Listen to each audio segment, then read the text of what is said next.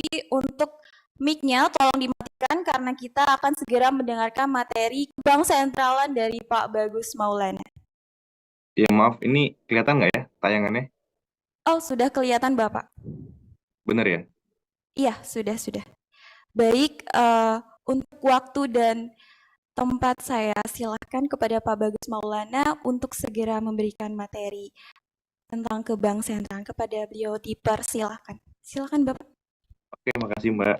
Ini teman-teman bener ya, kelihatannya tayangan ya, bukan slideshow ya.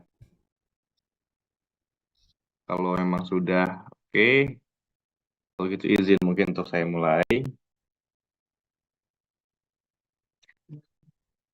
Assalamualaikum warahmatullahi wabarakatuh, teman-teman semua. Selamat pagi, shalom, salam kebajikan. Tabikun. Ya, jadi pada pagi hari ini saya dapat amanah dari Mas Syadam selaku Ketua Genbi untuk menyampaikan materi kepada teman-teman semua yang mungkin nanti akan bergabung dengan kami di Generasi Baru Indonesia dengan judul materinya adalah Bank Indonesia sebagai Bank Sentral dan perannya dalam pengembangan SDM unggul. Presentasi ini nanti akan saya bagi jadi 3 bagian. Bagian pertama mungkin nanti kita sedikit mengulas ya secara ringkas teori dan konsep bank sentral di dunia. Kemudian di bagian kedua ada peran Bank Sentral sebagai peran Bank Indonesia sebagai Bank Sentral di Indonesia tentunya.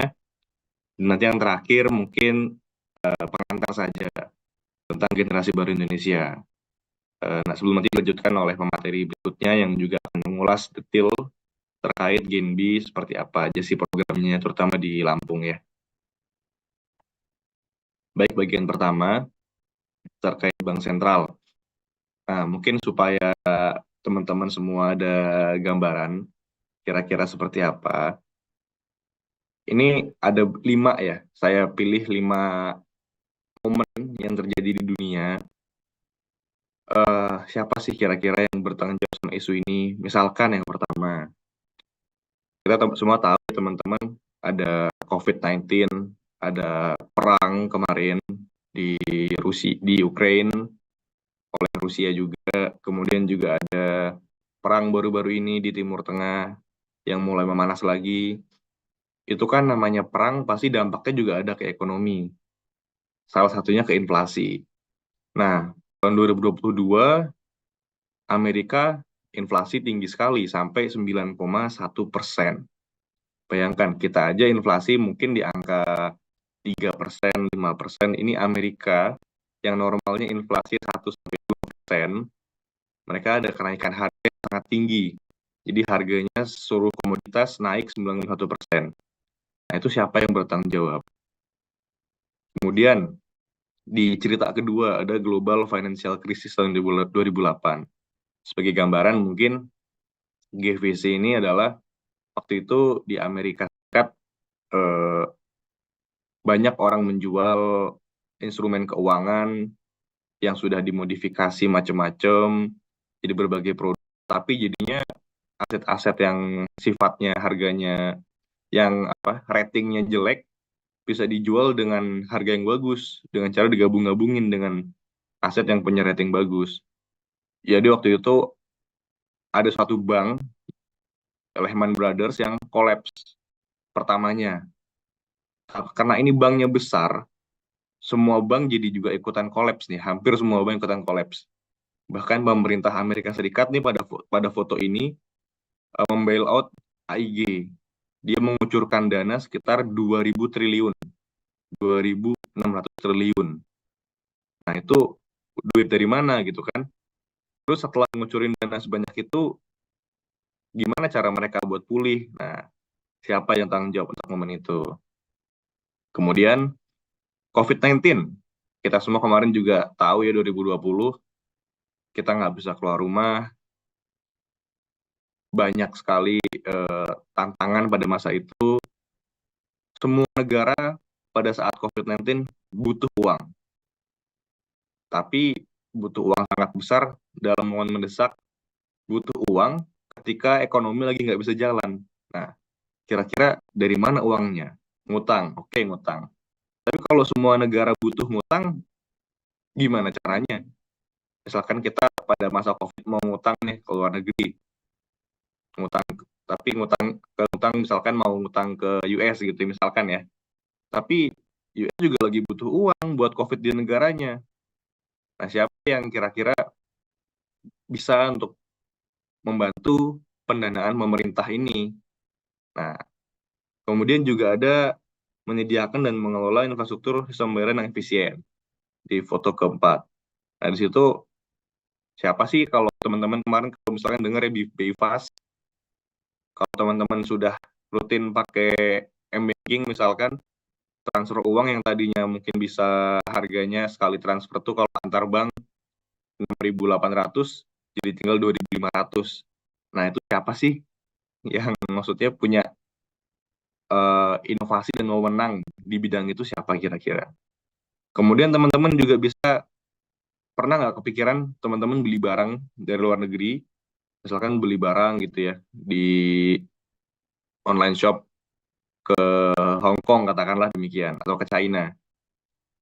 Pembayarannya gimana sih kira-kira? Apakah emang itu uang tiba-tiba bisa terkirim aja dari Indonesia, transfer uang, nyampe ke rekening di China? Apakah memang simpel itu? Nah, ternyata kan memang di balik pembayaran, bahkan nggak usah ke luar negeri, di balik pembayaran dari, misalkan dari Syadam ke saya, atau saya ke Sadam, itu kan ada juga mekanisme di belakang itu gitu. Perbankan juga melakukan banyak mekanisme melalui infrastruktur yang ada.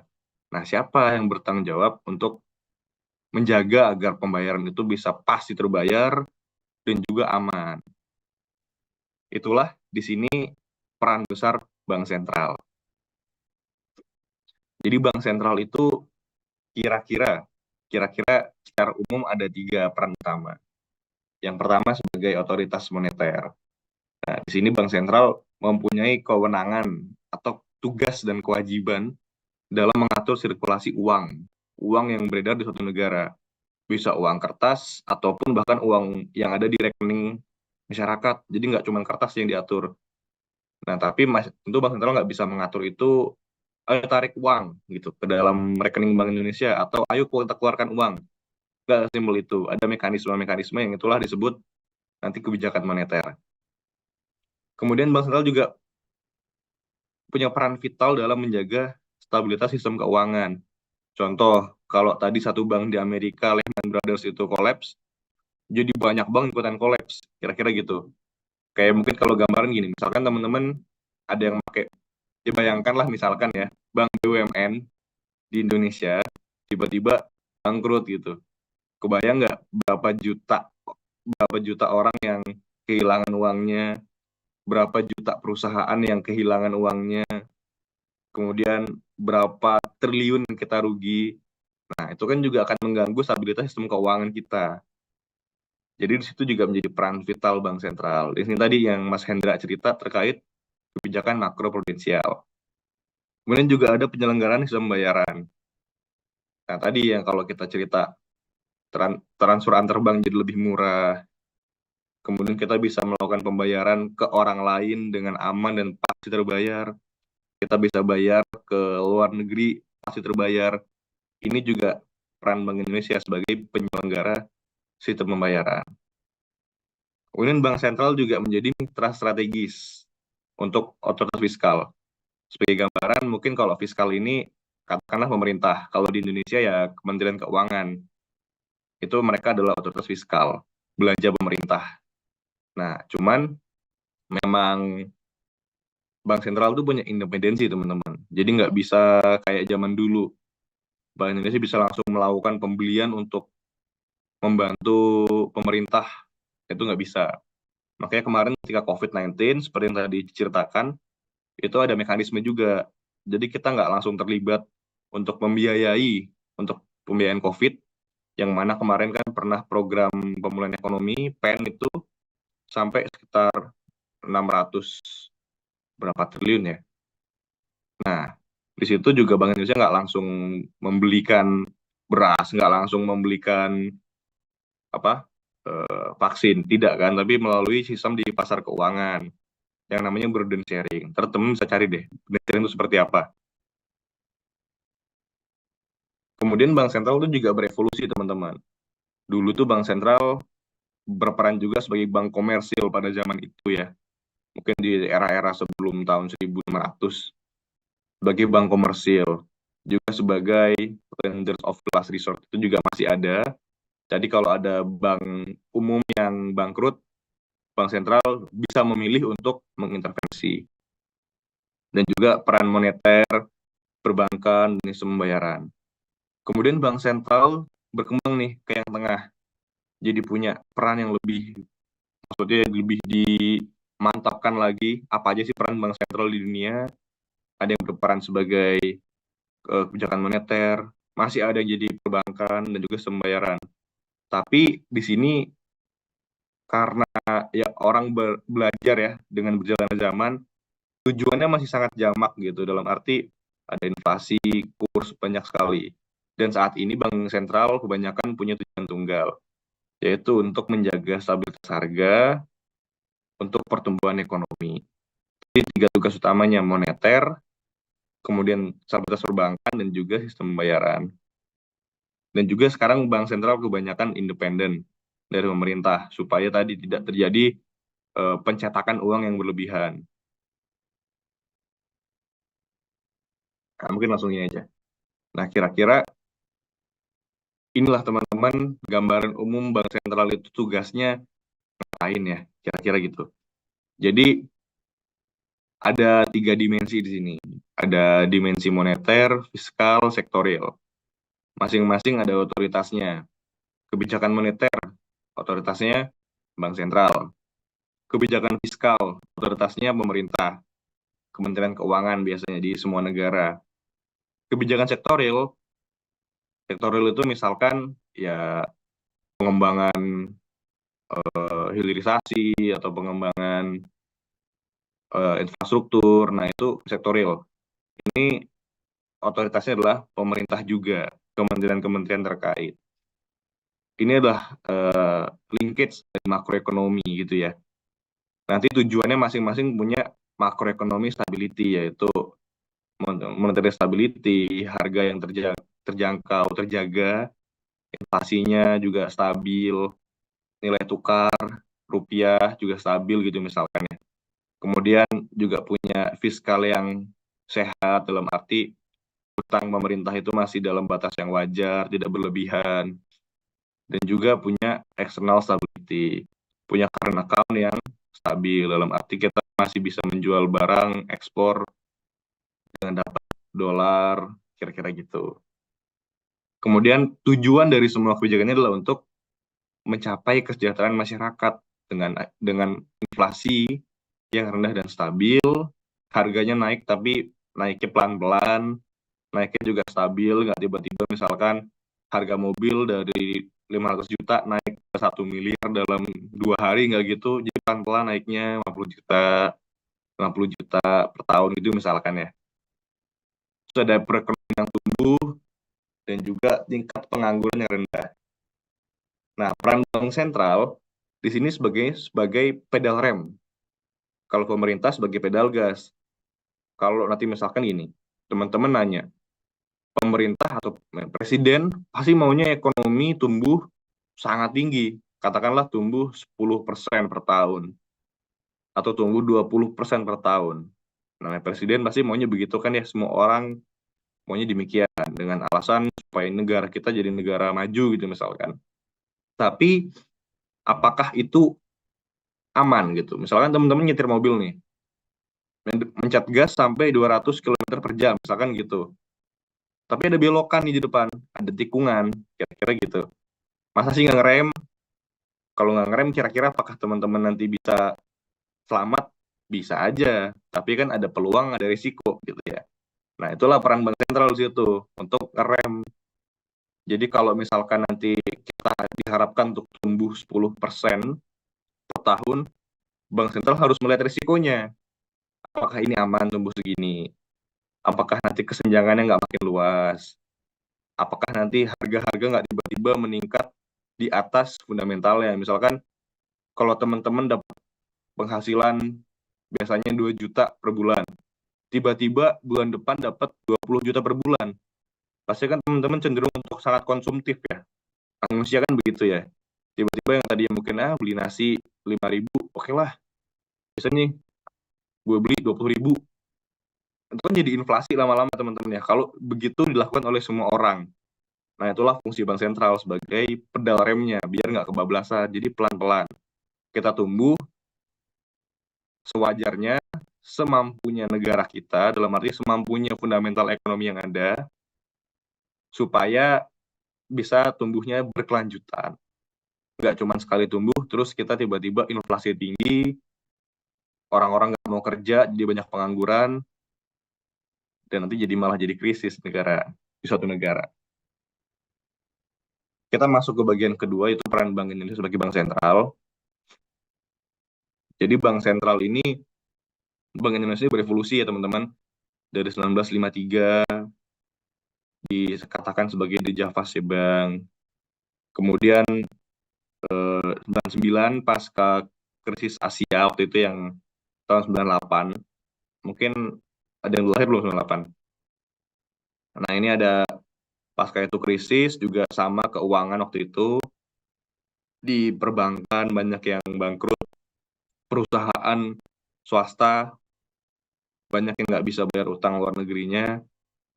Akhirnya ada intervensi waktu itu dari IMF sehingga kita juga menjadi bank sentral yang independen. Pasca itu Pak Harto turun yang punya tujuan tunggal. Kemudian juga ada penyempurnaan pengaturan tugas NBI tahun 2004. Di sini penegasan kedudukan bank sentral yang independen dan penyempurnaan pengaturan tugas wewenang penempatan fungsi pengawasan bank sentral sebagai pengawas bank pada waktu itu ya. Kemudian tahun lewat agak jauh ya. Mungkin di 2009 di sini independensi Bank Indonesia juga diperkuat lagi. Di sini independensi diimbangi dengan pelaksanaan akuntabilitas dan transparansi. Jadi dulu tuh kan kesannya bank sentral itu sebagai bangunan yang tidak bisa diintip oleh orang lain. Tapi sekarang namanya independensi dan akuntabilitas itu butuh transparansi. Makanya sekarang bank sentral sangat sering mempublish yang namanya siaran pers, mengundang media massa ke kantor, atau misalkan menampilkan laporan-laporan akuntabilitas, laporan-laporan kegiatan Bank Indonesia apa aja. Itu tujuannya adalah supaya masyarakat lebih dapat ekspektasi gitu. Oh, Bank Sentral ini kerjanya independen kok. Kita bisa lihat, kita bisa simak laporannya. Jadi nggak ada lagi yang namanya intervensi-intervensi kayak zaman dulu. Tapi tahun 2023 teman-teman, melalui Undang-Undang Nomor 4 tahun 2023, itu kita dapat penguatan. Di sini UP2SK, penguatan sektor keuangan. Nah, di sini kita dapat sebenarnya bukan tidak merubah tujuan tunggal, tapi lebih menambahkan mandat, yaitu Bank Indonesia harus bisa mendukung pertumbuhan ekonomi yang sehat dan berkelanjutan. Jadi sama nih, tetap tujuannya mencapai dan memelihara kestabilan nilai rupiah, tapi nanti ujungnya harus untuk mendukung pertumbuhan ekonomi yang sehat dan berkelanjutan, serta inklusif. Nah, tadinya kan yang kotak-kotak umum ini kan nggak di state secara detail ya, tapi sekarang di state. Jadi memang Bank Indonesia semakin punya peran yang konkret di masyarakat, kita harus mendukung pertumbuhan ekonomi. Jadi visi Bank Indonesia pun juga disesuaikan, yaitu menjadi bank sentral digital terdepan yang berkontribusi nyata terhadap perekonomian nasional dan terbaik di antara negara berkembang untuk Indonesia maju. Nah, jadi kira-kira tujuan BI ini setelah ada UP2SK, yaitu nomor 4 tahun 2023, diperkuat tujuannya. Nah, ini sekaligus menjelaskan ya, bedanya Bank Indonesia dan Bank Umum. Kalau Bank Umum kan mereka memang memberikan kredit, menyerap tabungan masyarakat, juga mengelola obligasi juga. Tapi tujuannya adalah untuk mencari profit atau laba dan keuntungan. Kalau bank sentral di sini Bank Indonesia, kita nggak ngasih pinjaman sama masyarakat. Kita ngasih pinjamannya ke bank yang butuh likuiditas. Jadi nasabah Bank Indonesia itu bukan masyarakat, tapi nasabahnya adalah perbankan atau pelaku di sistem keuangan yang besar gitu ya. Tujuannya sama sekarang, menjaga stabilitas nilai rupiah, memelihara stabilitas sistem pembayaran, dan juga menjaga stabilitas sistem keuangan. Tapi di state di situ di undang-undang dalam rangka mendukung pertumbuhan ekonomi yang berkelanjutan. Jadi memang ini memperkuat lah upaya-upaya kita misalkan membantu UMKM kayak sekarang teman-teman memberikan beasiswa. Jadi memang semakin relevan gitu terhadap kegiatan bank sentral saat ini. Nah, bank sentral itu punya bauran kebijakan teman-teman. Jadi yang utama tadi masih sama, yaitu kebijakan moneter, makroprudensial, pembayaran sesuai dengan tiga tujuan tadi ya. Jadi menetapkan undang-undang moneter, contohnya ya, kalau teman-teman nanti simak setiap bulan kan di website BI atau di Instagram Bank Indonesia namanya, atau di YouTube ada yang IG kan, rapat dengan gubernur itu menetapkan BI rate berapa persen. Kalau sekarang akan ditahan masih di 6%, mempertimbangkan global dan nasional. Nah, tujuannya apa? Itu inflasi yang sedang stabil. Kemudian juga ada makroprudensial. Di sini melakukan pengaturan dan pengawasan makroprudensial LSK. Kalau OJK itu mikroprudensial. Jadi OJK itu fokusnya pengawasan ke masing-masing bank, individu banknya. Kalau Bank Indonesia makroprudensial, pengawasannya dan intervensi instrumennya dilakukan untuk sistem keuangan. Jadi bukan satu atau dua bank, tapi keseluruhan bank atau kelompok-kelompok lembaga keuangan, baik bank maupun non-bank. Tujuannya adalah intermediasi supaya kredit itu lancar, supaya pembiayaannya bisa bagus. Presidensi di bank itu kita bisa lihat risikonya gitu, nggak gampang, nggak tiba-tiba bangkrut gitu bank itu misalkan ya. Jadi kita udah bisa lihat nih kayaknya bank ini 5 bulan lagi ada masalah likuiditas nih, kita harus bantu agar kita bisa intervensi di caranya, resiliensi dan juga inklusivitas. Harapannya penyaluran kredit misalkan ya, itu juga nggak cuma ke Jakarta doang gitu, di pulau-pulau masyarakatnya di Sawaran, di Mesuji. Jadi nggak jalan aja nih ceritanya, semua orang harus bisa dapat literasi keuangan dan juga bisa mengelola keuangan dengan bekerja bersama gitu ya, bersama. Dan sistem pembayaran di sini mengatur tadi ya kayak transfer antar bank, kemudian transfer luar negeri atau kredit, kalau mungkin lihat cash kan ya, atau bahkan mengatur ini kalau teman-teman lebaran uang baru itu juga tinggal di Indonesia ya. Awalnya sebelum dia di bank-bank juga agak akan bisa ngambil di. Nah, tujuannya supaya transfer pembayaran jalan cepat, mudah, murah, aman, andal. Semua jadi nggak cuma cepat, nggak cuma murah, cuma aman dan andal semuanya bisa. Karena pembayaran jalan sosial teman-teman. Bayangin kalau misalkan teman transfer uang, beli barang, transfer uang jam 10 malam gitu ya, transfer 2 juta gitu misalkan kan ya. Nah terus uang-uangnya kita besok salary apa salary 5 pagi gitu. Tapi juga buang uang buat beli bahan-bahan baku ya, jual apa jual ayam gitu ya. Teman-teman ini misalkan ini ayam ini banyak ya, mungkin ini udah dagang gitu ya. Terus 50 juta nih, besok paling nggak bisa pulaan. Nah gimana? Jadi sangat tinggi pembayaran. Walaupun kita kadang nggak terlalu headline data, tapi sebenarnya kalau itu semakin kita aja bermasalah, gampang bisa turun teman-teman. Nah di kebijakan yang lain ada pendapat pasar keuangan. Mungkin ini setidaknya supaya kita pemerintah untuk membangun bank Indonesia bisa punya banyak opsi, misalkan dari uang masyarakat yang dihimpun obligasi misalkan gitu ya. Kayak Amerika tadi itu ketika ada proses ulang bank Itu kan pemerintah Amerika Serikat beli dikasih secara selama 2 tahun. Totalnya sekitar 6.000 triliun atau berapa ya, Pak. Jadi ketika itu pun karena Amerika sudah paham, pemerintah bisa mengeluarkan obligasi gitu. Dan masyarakat juga dengan pasar. Penjagaan internasional ini kita aktif di forum internasional kita kemarin gitu. Kita juga mengarahkan gitu ya untuk pengembangan bank sentral, penguatan kebijakan moneter pada makro prudensial. Mungkin kalau sekarang yang lagi adalah isu terkait dengan ekonomi tren transisi dari ekonomi Tiongkok ini jauh itu nggak bisnis nggak perubahan.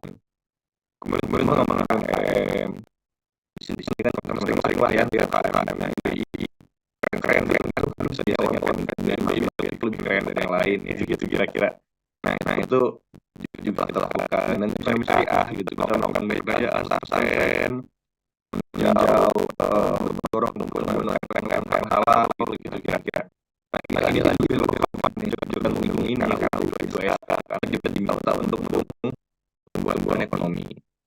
Kemudian dalam uang rupiah juga kita bekerja sama dengan pemerintah. Kalau menang BI uang cabut dan juga menyerahkan. Jadi uang juga ada sangat layakan ya. Kalau uang udah tetap banget kita harus nyerap. Dan ini semuanya ada perencanaan jadi itu nggak bisa asal cetak uang, nggak bisa sebagian dari uang. Semua itu perencanaannya diawasi oleh DPR langsung dan dari BPK. Nah, kira-kira ini BI dengan pemerintah. Jadi ini diawasi oleh BPK, ada badan supervisi Bank Indonesia BSI. Nanti kalau lapor ke DPR juga, nanti DPR juga mengawasi dan juga menyediakan anggaran-anggaran Indonesia. Nanti ada negara di sini, tapi juga koordinasi teman-teman ya, akan putus-putus. Negara, presiden, pemerintahan, kementerian juga kita koordinasi. Kira-kira jadi Bank Indonesia ini juga untuk menjaga mandatnya supaya karena uang yang dikelola sangat besar. Dalam arti kan cadangan devisa negara ini kan Bank Indonesia yang handle. Jadi memang perlu pengawasan. Walaupun independen tetap harus diawasi. Kalau nggak gitu, itaknya bisa ada hal-hal dan lain-lain. Kita masuk yang terakhir nih terkait GDI teman-teman. Jadi teman-teman yang semoga ya bisa bergabung dengan kami di Sosial Bank Indonesia, BNB juga. Jadi termasuk dari tujuan kita untuk mendukung pertumbuhan ekonomi di papan inklusif terutama melalui program sosial Bank Indonesia yang temanya tahun ini tuh kontribusi nyata kita mendorong pemulihan ekonomi nasional dengan pemberdayaan ekonomi, kepedulian sosial dan pengembangan SDM unggul. Nah, SDM unggul inilah kita harus mendorong masyarakat terutama di Indonesia ini untuk bisa dapat beasiswa yang bagus, nggak cuma uang, mandiri. Ini udah ada teman-teman Genbi ini sejak 2011. Saat ini itu sudah terdapat 35.000 mahasiswa yang menerima. Mungkin karena ada yang lulus jadi tinggal 11.745 yang aktif. Ada 126 perguruan tinggi negeri yang sudah kerjasama kita. 74 PTS juga ada swasta. Bahkan sekarang juga sudah ada 29 SMK dengan 580 siswa atau siswinya. Ini juga karena kenapa kok SMK? Karena kita ingin mendorong vokasi teman-teman. Kalau yang anak-anak SMA nanti bisa lebih besar peluang untuk lanjut kuliah, biasanya gitu ya. Nah nanti dapat beasiswanya waktu PTN atau PTS. Tapi kalau SMK kan nggak semuanya akan lanjut kuliah. Ada yang langsung bekerja. Nah ini juga kita pertimbangkan. Jadi SMK juga kita dorong. Di Lampung udah ada 5 perguruan tinggi yang kerjasama, ada Unila, Unintan, ya Netol, ITM, dan juga UBL. Juga ada 2 SMK. Nah manfaatnya apa aja sih teman-teman? Di sini ada dana pendidikan 1 juta per bulan. Ini setahun ya.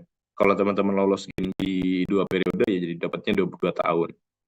Ada capacity building, nanti pengembangan diri, leadership camp, leadership forum, macam-macam konteksnya, ada kepemimpinan, ada personal branding gitu ya, ada juga misalkan terkait kebangsaan bahkan juga bisa, penulisan, sosial media, entrepreneurship, keuangan, macam-macam. Kemudian juga akses luas ke Perpus BI, dan juga dong teman-teman nanti bisa main ke Perpus BI Lampung, dan juga jejaring luas bersama Genbi. Genbi ini keren-keren. Ntar teman-teman bisa juga nih ada project bareng sama Genbi, misalkan dari Surabaya, itu juga bisa. Nah, Genbi ini ada kira-kira sebenarnya ada 4 misi ya. Ada initiate, act, share, dan inspire. Maknanya initiate ini kita jadi garda terdepan untuk menginisiasi suatu kegiatan. Act itu memang kita lakukan kegiatan itu. Nah, share dan inspire. Dan inspiring ini adalah, ya, kalau share ini kita berbagi, kita juga ada kepedulian sosialnya. Yang terakhir inspiring, kita juga menjadi contoh lah, ya. Sebagai Genbi, kita memberikan contoh kepada teman-teman yang lain. Nah, di sini Genbi juga secara struktur itu ada 5 divisi, ada pendidikan, kewirausahaan, pengabdian masyarakat, lingkungan hidup, dan juga publikasi sosialisasi. Jadi ini akan membuat teman-teman belajar berorganisasi, di mana itu sangat penting, karena kalau nggak ada organisasi juga, tadi lihat nggak mas-mas MC-nya yang baca doa, Mas Syadam, kan keren-keren ya, bisa pede nih di depan 900 orang tadi kalau saya nggak salah. Ngomongnya juga lancar, teman-teman juga ngelihatnya kan cantik, ganteng, karena percaya diri gitu kan. Nah itu juga penting untuk organisasi. Nanti pilar Genbi dari 3, ada frontliners sebagai garda terdepan, termasuk jadi perpanjangan tangan Bank Indonesia di daerah. Karena kan BI ya gedungnya nggak di semua kabupaten ada ya. Nah itulah makanya harus ada Genbi nih. Kalau ada Bank Indonesia rilis kebijakan apa atau buat keputusan apa, harapan kita teman-teman Genbi bisa jadi perpanjangan tangan kita ke masyarakat gitu, untuk infoin, untuk ngasih tahu, atau bahkan untuk misalkan kalau kris gitu ya, ya kalau bisa di tempat kalian tinggal warung-warungnya udah kris semua gitu misalkan. Change agent juga jadi harus agen perubahan, jadi nggak cuman tahu ilmunya aja, tapi juga bisa harus memberikan bisa juga mendorong terjadi perubahan di suatu lingkungan, dan future leaders. Jadi teman-teman dengan berbagai bidang nih, jurusannya beragam, itu di masing-masing bidang harus bisa jadi pemimpin di masa yang akan datang. Nah, untuk timeline beasiswa BI Lampung tahun 2024 ini, nanti tanggal 6 sampai 7, kita akan memberikan informasi kepada universitas. Nah, nanti 12 sampai 13 Februari nanti akan mulai ada pendaftaran berkas. Ini yang harap di-note ya teman-teman ya. Di screenshot boleh. Kemudian tanggal 1 sampai 14 Maret 2024 ada seleksi wawancara, dan 21 Maret nanti pengumuman. Jadi kita mulai Februari, terutama tanggal 12 nanti pendaftaran, wawancaranya awal Maret, dan akhir Maret ada pengumuman. Nah, nanti untuk syarat ketentuan ini teman-teman, nanti kalau saya cek sih akan dibahas detail nih sama narsum berikutnya. Apalagi mereka yang udah lolos. Nanti detailnya mereka akan bisa menyampaikan, bahkan bisa gimana cara buat motivation letter yang bagus, itu mereka juga saya lihat sih kayaknya mereka udah jago sih untuk bisa menyampaikan ini. Jadi mungkin ini sih bisa dibaca aja ya, karena kan cuman tertentuan aja. Nanti untuk pendalamannya oleh narsum-narsum berikutnya. Nah, kalau mau tahu info lebih lanjut, tidak ketinggalan, yuk kita follow nih Instagram Perpus BI Lampung, Instagram Bank Indonesia Lampung, dan Instagram teman-teman Genbi Provinsi Lampung. Nanti info menarik atau ada kuis juga, kita bisa sering ada di situ. Baik, mungkin sekian dari saya. Terima kasih. Kalau ada salah-salah kata, saya mohon maaf. Teman-teman, Assalamualaikum warahmatullahi wabarakatuh. Tabik pun.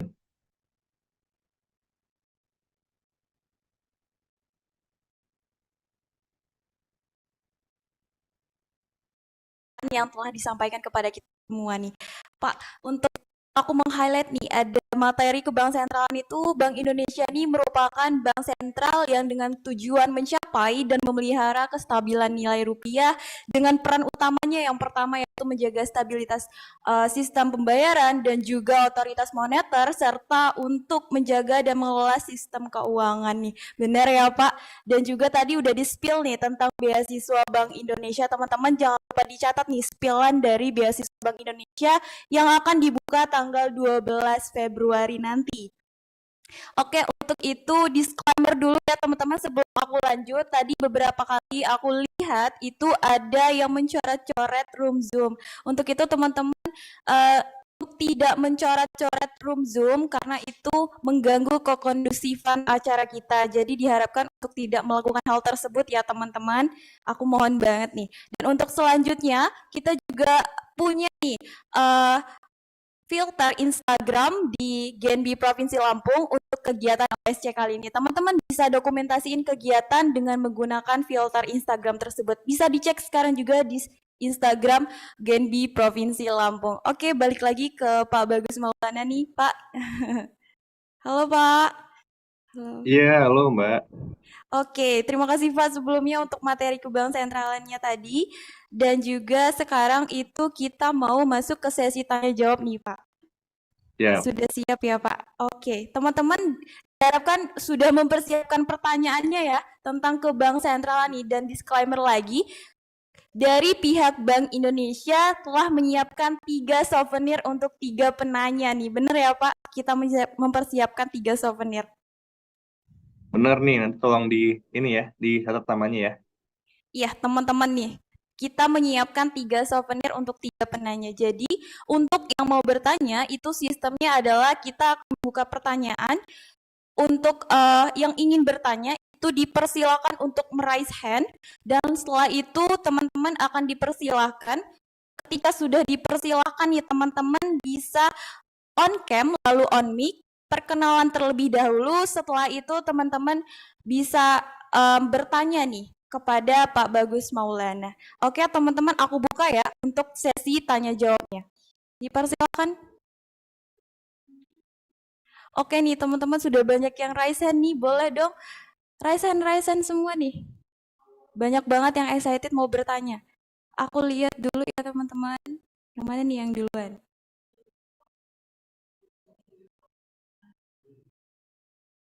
Baik, udah dapet nih yang raise hand duluan nih. Ada dari awal, Uwin Raden Intan Lampung. Boleh awal? On kamera ya awal. Ada saudara awal? Boleh awal?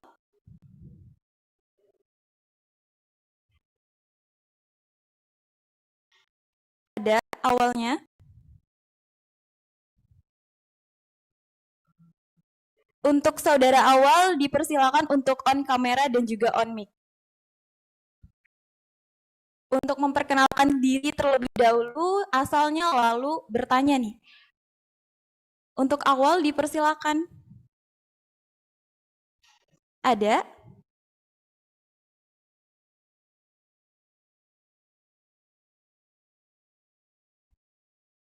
Halo, Assalamualaikum. Oke, boleh nih awal.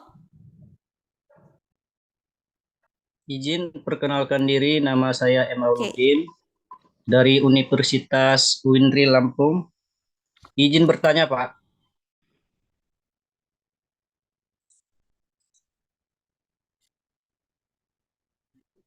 Pertanyaannya, apakah penerima beasiswa KIP kampus masih bisa ikut daftar Genbi? Dan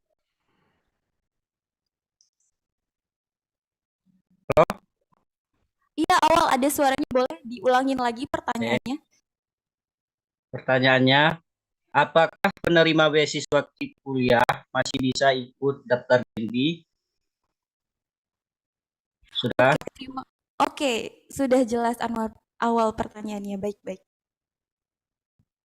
Baik, kepada Bapak Bagus Maulana, boleh langsung dijawab nih Pak. Boleh tidak nih anak ikut beasiswa Bank Indonesia nih? Waduh, teman-teman banyak banget yang bertanya soal ini nih.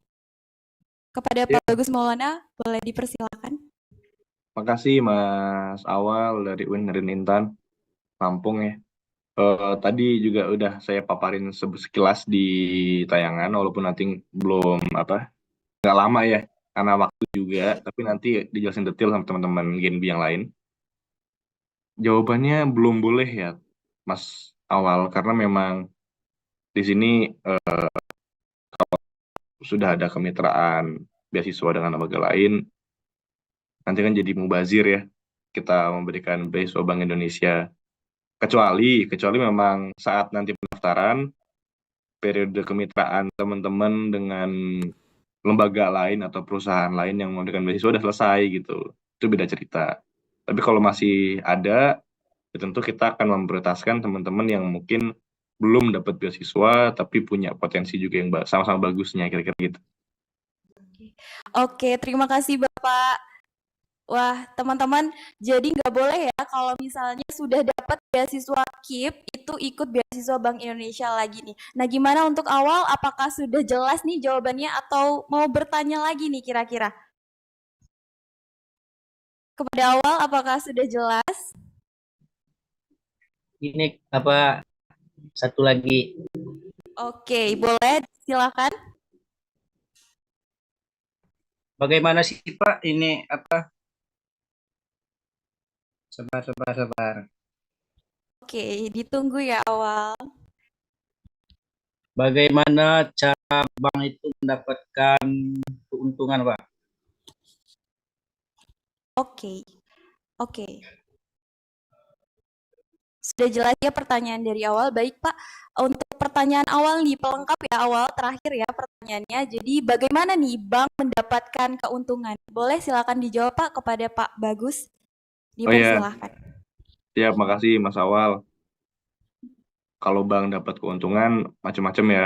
Cuman mungkin gini, saya nggak pas juga nih kalau ngejelasin gimana bank mau dapat keuntungan secara detail. Tapi kalau sederhananya, ya bank akan dapat keuntungan pertama bisa dari obligasi. Bank kan juga melakukan transaksi pembayaran kepada pembelian jual beli obligasi dengan Bank Indonesia dan juga jual beli obligasi dengan pemerintah sama jual beli obligasi dengan bank lain gitu misalkan. Itu bank dapat keuntungan karena ada bunganya. Kemudian ngasih kredit ke masyarakat itu juga ada keuntungannya bagi bank. Ya itu masyarakat dapat untung, pembiayaan, bank juga dapat benefit. Kemudian yang lain-lain mungkin masalah produk-produk ya teman-teman, kayak transfer antar bank kan ada biayanya. Kris itu kan juga ada biaya, tapi kan layanan kris kan mereka juga ada ini ya, kayak apa sih namanya, penyedia jasanya itu juga ada profitnya. Ya kira-kira gitu. Oke, wah luar biasa banget nih jawaban dari Pak Bagus Maulana untuk pertanyaannya awal bagaimana bank itu mendapatkan keuntungan. Nah, untuk awal sudah cukup ya. Cukup, Sudah Pak. cukup terjawab nih pertanyaan yang sudah ditanyakan tadi. Nah, kita move nih ke pertanyaan selanjutnya. Oke, ada raise hand diharapkan menurunkan raise hand-nya kembali karena aku bakal menghitung ulang kembali untuk raise hand di pertanyaan kedua ini. Diharapkan untuk menurunkan raise hand-nya terlebih dahulu. Dilihat ini masih banyak yang angkat tangan, boleh diturunin terlebih dahulu. Kita mulai lagi nih untuk pertanyaan kedua. Oke, sudah pada turun nih tangannya? Yuk turunin dulu tangannya nih. Kalau belum pada turun semua, kita gak bakal mulai sesi pertanyaan kedua. Yuk, pada turunin tangannya dulu yuk.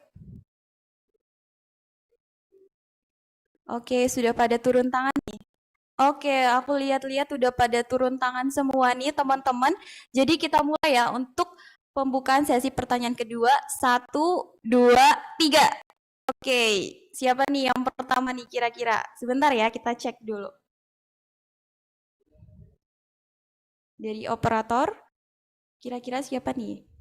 Sebentar ya teman-teman, kita nih siapa yang pertama. Saking semangatnya kalian sampai kita sendiri juga kesulitan tuh untuk memilih siapa nih yang bakal bertanya di pertanyaan kedua. Oke, kita udah dapat nih teman-teman.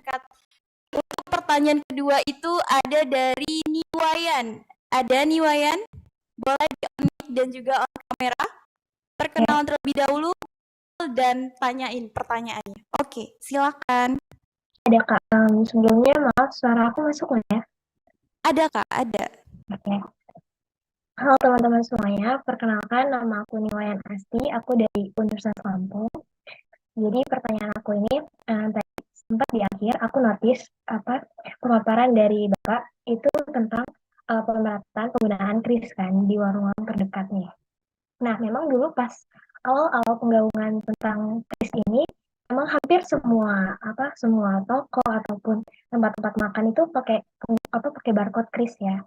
Tapi sekarang aku lihat walaupun memang banyak yang makin menggunakan kris, tapi banyak juga beberapa yang udah punya itu malah dia itu udah kayak hapus gitu barcode-nya, udah nggak ngizinin orang untuk payment itu pakai kris karena banyak ya mungkin sering dengar juga kayak banyak orang bilang yang pedagang-pedagang itu bilang kayak aduh gimana ya Mbak kalau bayar pakai ini saya pernah kayak gak masuk nih saldonya atau apa ini kayak itu kan jadi buat kita pengguna cashless nih kalau cashless khususnya itu kan jadi kadang bingung ya apalagi saya tuh sering banget kalau lagi jalan sama teman-teman itu mereka itu tuh karena saking cashlessnya itu kadang benar-benar nggak bawa uang cash gitu benar-benar ya udah bawa handphone yang intinya yang penting MBanking ada saldo gitu kan jadi dia kayak memanfaatkan ya toko-toko yang punya kris gitu kan bahkan itu sampai benar-benar saking kayak ya udah pokoknya sekarang kan ada kris tuh ya kadang ke kafe aja mereka nggak bawa uang cash kan mau parkir bingung kan malah minta uang cash itu ke kasir gitu loh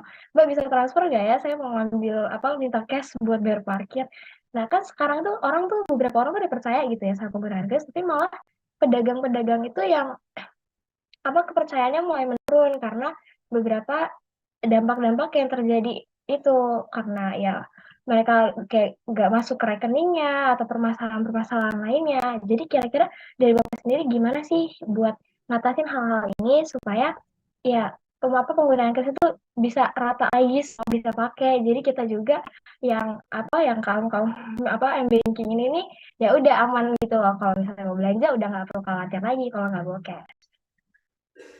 Oke, cukup Kak untuk pertanyaannya? Oke, wah panjang sekali ya sambil bercerita nih kakaknya tentang pengalamannya menggunakan kris. Jadi aku perjelas lagi untuk pertanyaannya itu terdapat kendala ketika menggunakan kris, yaitu saldonya tidak masuk nih. Gimana nih Pak dari Bank Indonesia sendiri untuk menanggapi permasalahan ini? Silakan Pak. Iya Mbak, makasih. Ini pertanyaannya ini ya panjang tapi susah juga rintangan jawabnya. Jadi gini, teman-teman untuk kris, memang kan kris ini kan suatu instrumen sistem pembayaran non tunai yang juga baru dikembangkan. Ini kita sebagai regulator berusaha untuk mengcapture perkembangan zaman yang pada masa mungkin 2018, 2019, 2017 bahkan itu kadang banyak banget QR di suatu toko gitu kan. Misalkan, akhirnya inisiatif lah kita untuk bisa jadi satu QR. Memang masih ada kekurangan, itu juga kita selalu sadari. Kayak misalkan kalau pedagang mengeluh uangnya nggak langsung masuk gitu ya. Atau misalkan ada juga yang nggak mau karena ada biaya tambahan gitu ya. Itu kita sadari dan kita juga setiap harinya di divisi yang menangani itu di kantor pusat juga selalu berusaha dan lagi riset lah. Gimana sih caranya supaya ini lebih efisien, jadi bisa langsung masuk rekening. Tapi kan dulu bahkan 2020 mungkin baru masuk ada yang H+2 hari setelah transaksi baru masuk. Sekarang kan dah ya banyak kan mungkin H+1 gitu ya. Perbankan juga mulai berbenah gitu. Bukan cuma BI, perbankan pun juga support dan berbenah. Kemudian masalah MDR gitu ya. Kita juga kemarin masih mendorong MDR-nya sangat rendah, bahkan sempat di 0%. Terutama bagi UMKM. Di sini supaya mereka lebih mau untuk menggunakan kris dan juga bisa konsisten. Nah, tapi sekarang tadi masalahnya adalah karena ada masalah itu, kadang masyarakat jadi lupa akan manfaatnya, tapi jadi ingatnya ini jadi susah. Jadi yang tadi udah banyak jadi berkurang penggunanya. Tadi kan gitu ya concernnya ya. Nah, itulah peran Genbi di sini juga penting. Kuncinya pertama konsistensi. Kedua adalah menyampaikan ekspektasi. Dua itu kuncinya. Jadi tadi kan saya cerita nih udah nih, walaupun Kris memang belum sempurna, tapi kan BI sudah berusaha untuk menyempurnakan itu, sudah berusaha untuk memperbaikinya. Perbankan juga support. Tapi apakah teman-teman UMKM, dagang, tahu sama hal ini? Kan belum tentu tahu. Karena juga mungkin di berita kan juga mungkin nggak semuanya membaca berita terkait sistem pembayaran gitu ya. Orang mungkin lebih suka baca berita politik sekarang kan gitu. Nah, itulah fungsi teman-teman Genbi untuk memberikan edukasi, memberikan pemahaman, kemudian konsistensinya juga. Jadi kasih edukasi kalau cuma sekali tentu nggak akan apa namanya nggak akan langsung jadi watak gitu kan, misalkan nggak akan langsung jadi suatu kebudayaan gitu kan, nggak langsung jadi, tapi harus konsisten terus lakukan. Nanti kita percayalah memang butuh proses, tapi insya Allah nanti kris ini juga akan menjadi suatu sistem pembayaran yang pembayaran yang akan selalu tersedia di setiap gerai toko, ya mungkin 3 tahun lagi, 5 tahun lagi, ya ketika semuanya sudah memang punya literasi yang bagus dan juga sistemnya semakin baik, dan bahkan nanti ketika keluar negeri pun teman bisa bayar, ketika umroh pun bisa beli air zam-zam, kurma pakai kris. Semoga demikian. Makasih ya. Oke, terima kasih Pak Bagus atas jawabannya yang luar biasa. Udah terjawab ya Mbak Niwayan untuk kris yang memiliki kendala nih. Memang karena masih dalam tahap proses pengembangan, tapi untuk kedepannya pasti lebih ditingkatkan lagi. Terima kasih atas masukannya, dan juga untuk kris masih banyak banget yang bisa kita dapetin manfaatnya dari menggunakan kris. Jadi tidak hanya untuk melihat sisi buruknya saja, tapi juga sisi baiknya gitu, sisi positifnya. Apakah sudah cukup jelas nih kepada Mbak Niwayan untuk jawaban dari Pak Bagus? Sudah jelas Mbak? Oke, sudah Kak. Oke. Makasih ya untuk Pak Bagus atas jawabannya. Semoga Tetap gunain kris ya Mbak. ya, tetap kedepannya Kris bisa lebih lancar lagi. Oke, terima kasih banyak atas pertanyaannya. Sudah cukup ya, sudah cukup jelas. Oke, kita move ke penanya ketiga nih. Tapi sekali lagi aku ingatin untuk menurunkan tangan kalian sebelum bertanya untuk sesi ketiga. Yuk diturunin dulu tangannya semuanya. Oke, ayo kita nggak bisa mulai kalau misalnya kalian belum menurunkan tangannya. Turunkan raise hand-nya ya teman-teman, baru bisa kita mulai. Biar fair nih, untuk sesi ketiga itu kita ulang lagi dari awal untuk raise hand-nya. Yuk, masih ada yang raise hand?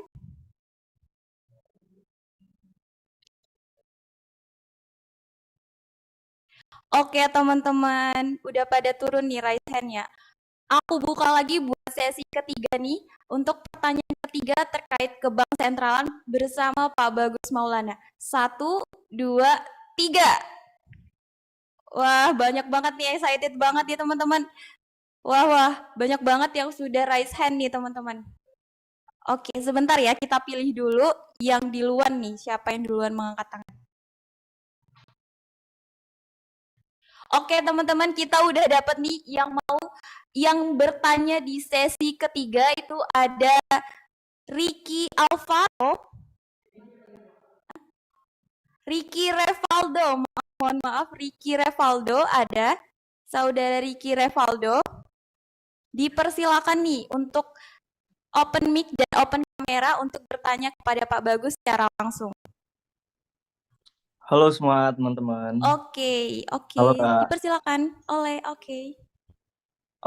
Jadi tadi ada materi tentang peran bank sentral dalam keuangan, di mana ada 3, yaitu sebagai otoritas moneter, terus ada stabilitas sistem keuangan, lalu yang ketiga ada mitra strategis sebagai otoritas fiskal. Nah, yang ingin saya tanyakan itu Bank Sentral sebagai mitra strategis bagi otoritas fiskal itu yang seperti apa sih, Kak?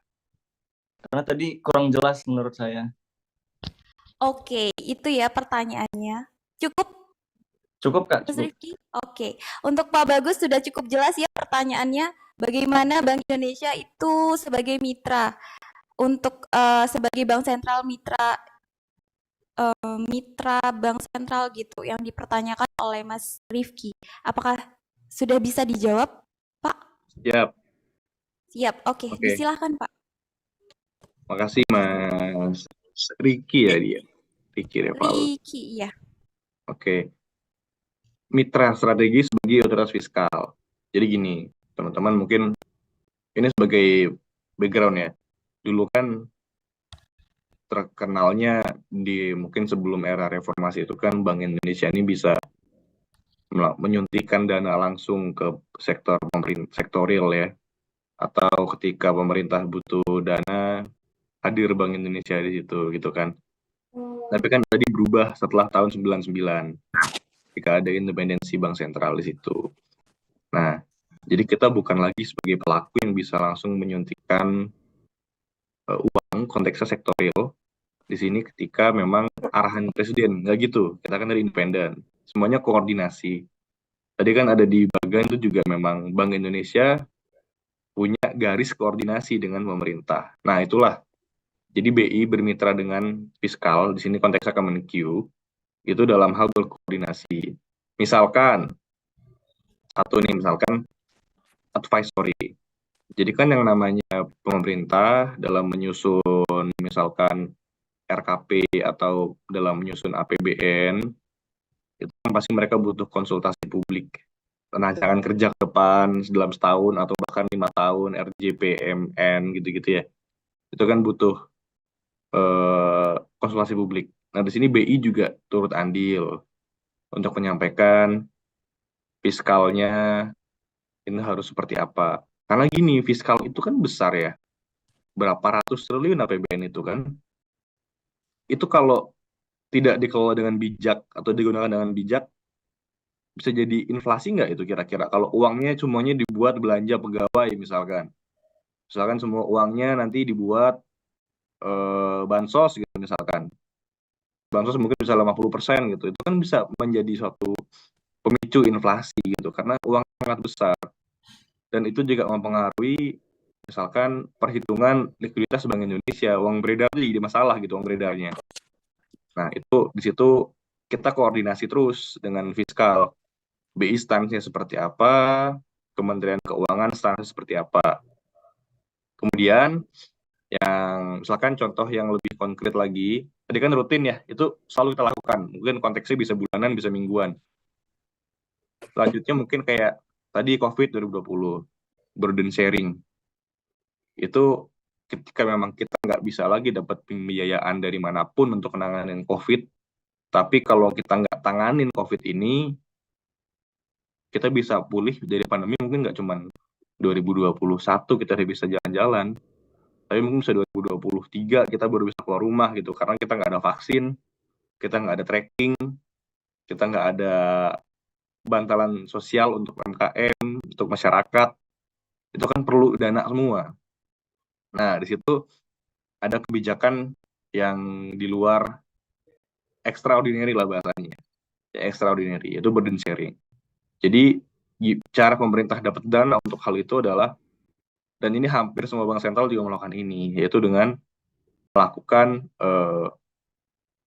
jadi Bank Indonesia membeli obligasi negara. Jadi pemerintah menerbitkan suatu surat berharga, tapi BI bisa membelinya di pasar primer pada waktu itu.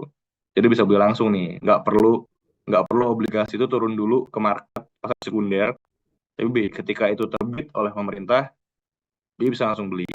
Tapi itu sangat rigid gitu. Jadi sangat diatur, pemerintah harus membayar atau harus membeli kembali obligasi itu kapan. Kira-kira gitu. Harus dibeli lagi kapan, dengan bunga sekian persen yang dibayarkan Bank Indonesia. Nah, kira-kira gitu. Jadi di situ juga kita koordinasi dengan Kementerian Keuangan. Karena kalau nggak ada hal seperti itu, tadi kita bisa kapan pulih dari COVID-nya. Itulah makanya Bank Indonesia sebagai mitra strategis otoritas fiskal dan juga pemerintah. Apakah sudah cukup menjawab, Mas Riki? Apakah sudah cukup menjawab nih?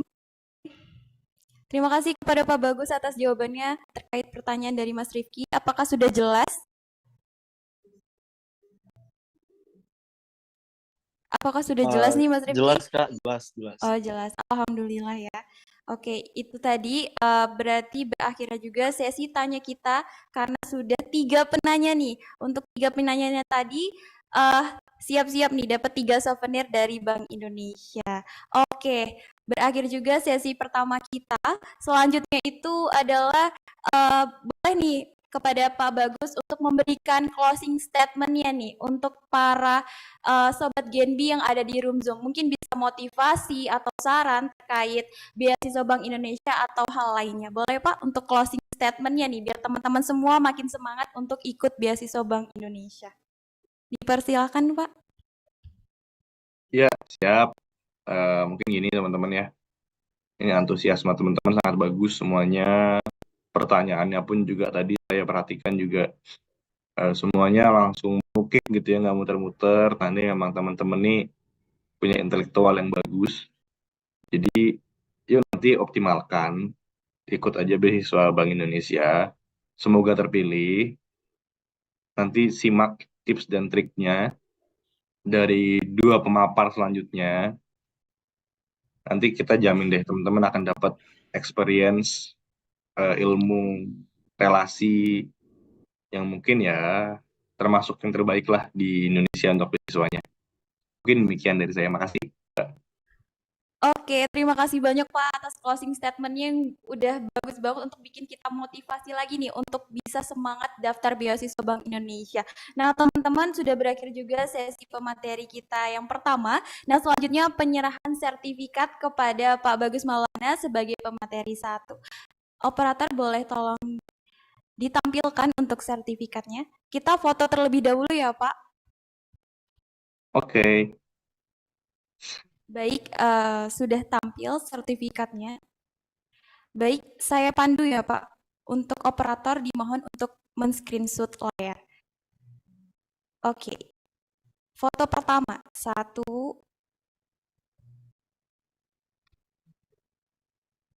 Baik, sebentar. Baik, teman-teman sebentar untuk fotonya. Teman-teman yang masih raise hand boleh turun tangan teman-teman karena kita udah tutup nih closingan pertanyaannya. Jadi nanti lagi untuk sesi pertanyaannya. Jadi raise hand-nya bisa diturunin ya. Dan yang belum on kamera dimohon untuk on kamera. Agar kita semua tahu nih wajah-wajah yang semangat untuk ikut webinar kali ini terkait beasiswa Bank Indonesia. Oke, sebentar ya teman-teman. Sebentar lagi kita akan melakukan sesi foto sertifikat untuk pemateri pertama bersama Pak Bagus. Oke, sebentar. Untuk teman-teman diingatkan kembali nih, bahwasanya kegiatan pada hari ini itu ada filter OSC nih di Instagramnya Genbi Provinsi Lampung. Jangan lupa ya. Oke, udah nih teman-teman. Untuk penyerahan sertifikat kepada pemateri 1, Pak Bagus Maulana. Pada operator sudah ditampilkan. Oke. Oke, untuk foto pertama nih, saya pandu untuk operator disilakan untuk screenshot layar. 1, 2, 3. Oke, untuk foto selanjutnya yang kedua, itu mungkin bisa gaya Genbi. Sekali lagi ya Pak, untuk gaya Genbi. Oke. 1, Gaya Genbi 2, gimana? 3. Tunjukin dulu dong. Gaya Genbi yang gini Pak, ngepal tangan kanan ya Pak. Gini ya? Mengepal tangan kanan, iya. Benar, iya benar sekali Pak, seperti ini. Oke. Oke, dihitung ya. 1, 2, 3. Oke, terima kasih banyak Pak Bagus. Sudah mau bergaya Genbi. Oke. Terima kasih atas waktunya nih Pak, sudah mau menyampaikan materi tentang ke bank sentralan. Karena sebagai anak Genbi dan juga yang ingin mendaftar beasiswa Genbi, rasanya tidak afdol kalau tidak tahu seputar Bank Indonesia. Jadi harus tahu nih siapa sih yang menaungi beasiswa Bank Indonesia, ya Bank Indonesia. Masa kita tidak kenal gitu. Oke. Langsung aja, terima kasih Pak Bagus, selamat berkegiatan, selamat melakukan aktivitasnya kembali. Baik, untuk selanjutnya kita move ya teman-teman, kita break sebentar. Untuk pemateri kedua kita break sebentar. Semangat terus teman-teman.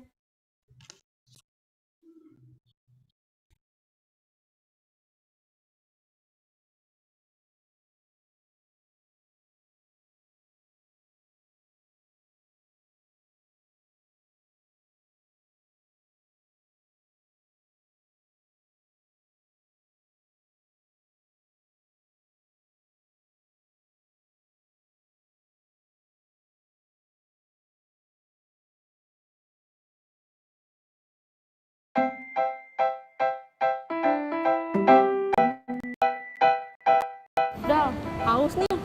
Jalan dulu yuk. Mau jajan apaan sih, Ge? Iya, lu kan janji menraktir gue. Ih, kapan? Emang gue pernah janji mau traktir lu? Lu suka pura-pura lupa lu ya. Gue tuh gak pernah lupa dah sama traktiran. Ya udah, iya, ayo. Tapi cari yang promo ya. Yeah. Sini, Ge. IT nih jadinya. Serius, yakin? Iya. Mbak, PT 2 ya?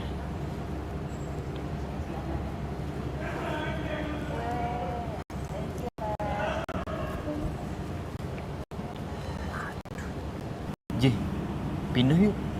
Kan udah mesen. Ini J, di sini biasanya bayar pakai OkePay. Gua kan pakainya OVO. Mana gua nggak bawa mangkes lagi. Urun dulu ya. Mbak, sebentar ya. Yalah Dal, mau lihat ya. Serius. Mbak, udah ya? Kok bisa sih, Ji?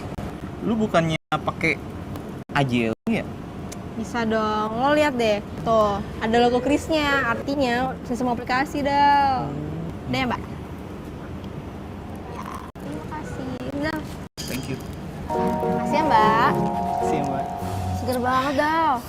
Kan main, Ji. BTW, makasih ya. Kok makasih? Lah iya, kok jadi gue yang naktir?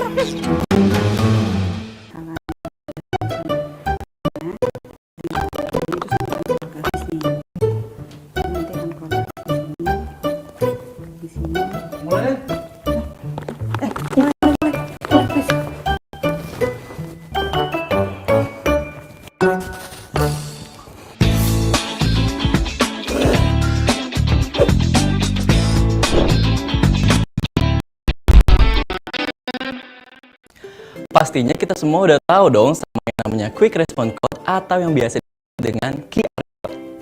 Itu loh, teknologi yang memungkinkan kita untuk menyimpan informasi dalam bentuk kode yang mirip dengan sekumpulan titik hitam. Kayak gini nih. Dulu, untuk baca kode QR ini perlu aplikasi khusus. Tapi sekarang, dengan zaman yang semakin canggih, cukup dengan menggunakan kamera handphone, maka informasinya langsung muncul. Canggih kan? Nah, sekarang kode QR banyak dipakai untuk keperluan luas. Salah satunya sebagai alternatif cara pembayaran. Contohnya nih, kalau kamu pergi ke mall, banyak kan promo-promo makanan dan minuman favorit kamu? Itu bayarnya pakai apa? Berhubung di Indonesia udah makin banyak sistem pembayaran yang berbasis online, maka tiap sistem pembayaran tersebut juga punya kode QR yang berbeda-beda. Kalau sebuah toko atau merchant menerima 4 sistem pembayaran, maka ada 4 buah kode QR yang berbeda-beda juga. Contohnya, seperti yang sering kita lihat di beberapa toko. Pas di kasir, kayak banyak tuh berjejer berbagai macam sistem pembayaran yang kayaknya menuhin meja si kasir. Malah jadi repot kan?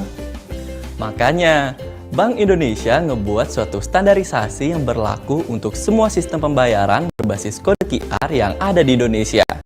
Sehingga kode QR yang tadinya eksklusif alias cuma bisa dibaca oleh si penerbitnya aja, ini jadi lebih inklusif alias dapat dibaca oleh penerbit yang lain. Ini namanya Quick Response Indonesian Standard atau disebut KRIS. Tapi jangan salah, KRIS ini bukan jenis aplikasi atau instrumen pembayaran loh ya. Karena KRIS adalah semacam interface.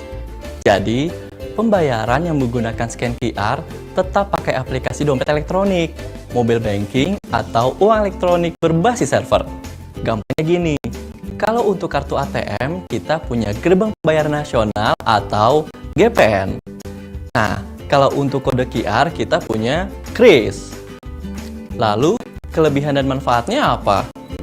Seperti yang udah dijelasin sebelumnya, karena KRIS ini bersifat inklusif, jadi semua lapisan masyarakat bisa pakai. Mulai dari pedagang kecil sampai ke merchant-merchant yang ada di mall. Karena nggak perlu mesin edisi yang banyak, jadi nggak membutuhkan modal yang besar. Nantinya, nggak akan ada lagi tuh toko-toko yang mejengin kode QR yang berbeda-beda sampai berjejer penuh kayak gini. Nggak cuma itu, standarisasi ini juga sebagai antisipasi dari tindak kriminal, seperti penipuan dan scamming yang marak terjadi di luar sana. Dengan hadir KRIS ini, nggak cuma untuk mempermudah dan melindungi kita sebagai konsumen aja, tapi juga menciptakan kompetisi yang sehat antar penyedia barang dan jasa atau si merchant tadi.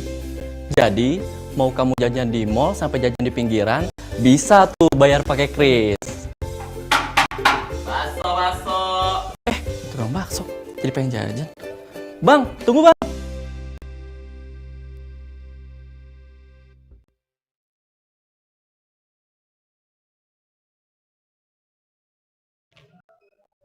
Oke, balik lagi bareng aku Meisha di sini sebagai moderator pada hari ini. Nah, teman-teman gimana nih? Makin semangat lagi dong untuk dengerin pemateri kedua kita yang sebelumnya sudah mendengarkan pemateri pertama yaitu tentang kebang sentralan nih. Selanjutnya materi yang gak kalah menarik yaitu pengenalan Genbi nih oleh pemateri kita yang tentunya luar biasa, udah pada tahu sih pastinya, yaitu Kak Sadam Hussein yang merupakan Ketua Umum Genbi Provinsi Wilayah Lampung tahun 2023 dan 2024 nih teman-teman. Wah, semakin menarik lagi ya tentang pengenalan Genbi nih untuk teman-teman, semakin seru lagi nih, semakin semangat lagi karena kalian lebih tahu tentang Genbi yaitu generasi baru Indonesia. Oke, kita panggil nih Kak Sadam, dipersilahkan. Oke, selamat datang kepada Kak Sadam. Halo Kak, boleh say hi dulu Kak buat teman-teman semuanya biar kita ada semakin kenal nih sama Kak. Oke, halo teman-teman semua, apa kabar? Boleh di open mic teman-teman untuk menjawab nih kalau misalnya ada yang berbicara. Oh ya Kak Sadam, benar nih Kakak nih Ketua Umum Genbi Provinsi Lampung. Benar sekali, alhamdulillah untuk tahun ini. Alhamdulillah, tahun ini ya teman-teman. Jadi ini nih Ketua Umum Genbi Provinsi Lampung tahun 2024. Jadi jangan salah kalau ada yang bertanya siapa sih Ketum Genbi 2024? Itu Kak Sadam Hussein. Dan FYI aja nih, untuk Kak Sadam juga pernah menjabat sebagai Genbi Ketua Umum Genbi Wilayah Lampung tahun 2023, benar ya Kak? Wah, dua periode. Ayo sambil duduk aja Kak. 2 periode itu sebagai Ketua Umum gimana nih Kak? Oke, tentu saja ya sedikit untuk intro ya. Jadi untuk 2 tahun itu, untuk tahun pertama alhamdulillah diamanahkan sebagai Ketua Umum di Genbi Universitas Lampung. Jadi untuk di tiap komisariat juga nanti tentu saja ada kepengurusan tersendiri, dan untuk tahun ini alhamdulillah diamanahkan dan bismillah semoga bisa berjalan dengan lancar hingga akhir kepengurusan nanti. Amin, Allahumma amin. Wah, Masya Allah ya teman-teman, bisa langsung dapat materi dari ketumnya langsung nih. Berarti materinya luar biasa akurat nih teman-teman. Oke, langsung aja nih Kak untuk pengenalan Genbi. Tapi sebelum itu kita gimana kalau ajak jargon nih teman-teman? Pengenalan Genbi. Jadi Genbi itu ada jargonnya nih teman-teman. Jadi ketika nanti Kak Sadam bilang Genbi, jawabannya energi untuk negeri. Bisa ya, tapi sambil mengepalkan tangan, benar ya Kak? Benar, kita sambil mengepalkan tangan. Sambil mengepalkan tangan kanannya boleh. Yang lain untuk on cam dipersilahkan. Kita jargon Genbi sama-sama. Saya doain yang jargon bareng-bareng lolos beasiswa Bank Indonesia tahun 2024 nih. Yuk, on cam semua nih. Ikutan. Oke, bisa langsung mulai Kak kita. On mic semua ya. Oke, biar bisa. terasa nih antusias teman-teman yang pengen gabung bersama generasi baru Indonesia. Oke, udah siap semua teman-teman? Oke, teman-teman boleh pada on cam dan on mic. Udah. Yang on mic lolos beasiswa BI 2024 nih. Kami doakan lolos beasiswa Bank Indonesia tahun 2024. Baik, pada on mic ya teman-teman ya. Boleh aku coba ya teman-teman. Kita jargon. Energi. Terima kasih teman-teman. Oke, terima kasih Kak Sadam sudah mau jargon bareng kita. Langsung aja nih teman-teman semua kayaknya udah nggak sabar banget pengen dengerin materi pengenalan Genbi. Tapi sebelum itu untuk teman-teman diharapkan untuk on mic-nya untuk dimatikan terlebih dahulu ya supaya kondusif. Oke, kepada Kak Sadam dipersilahkan. Baik teman-teman, izin untuk menyampaikan materi ya untuk teman-teman semua. Mungkin boleh minta tolong untuk di share screen.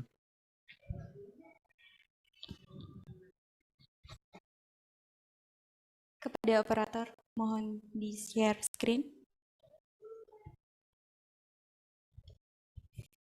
Oke, sembari kita menunggu untuk share screen materi ya teman-teman. Mungkin boleh aku minta lihat excited kalian siapa nih yang siap untuk menjadi anggota Genbi di tahun. Silahkan untuk reactionnya.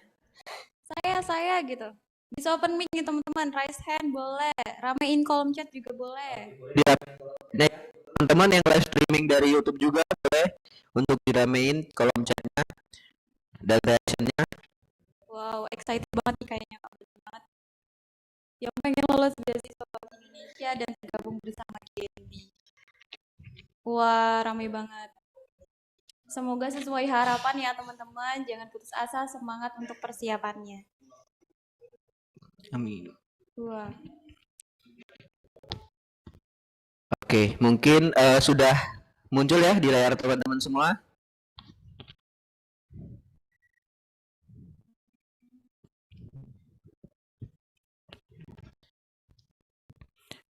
Oke, baik. Di sini kita mulai saja ya teman-teman untuk perkenalan dari Genbi itu tersendiri. Apa sih itu Genbi dan apa saja yang ada di dalam Genbi, dan kemudian Genbi ini tujuan dan arahnya kemana, serta bentuk kegiatannya itu seperti apa.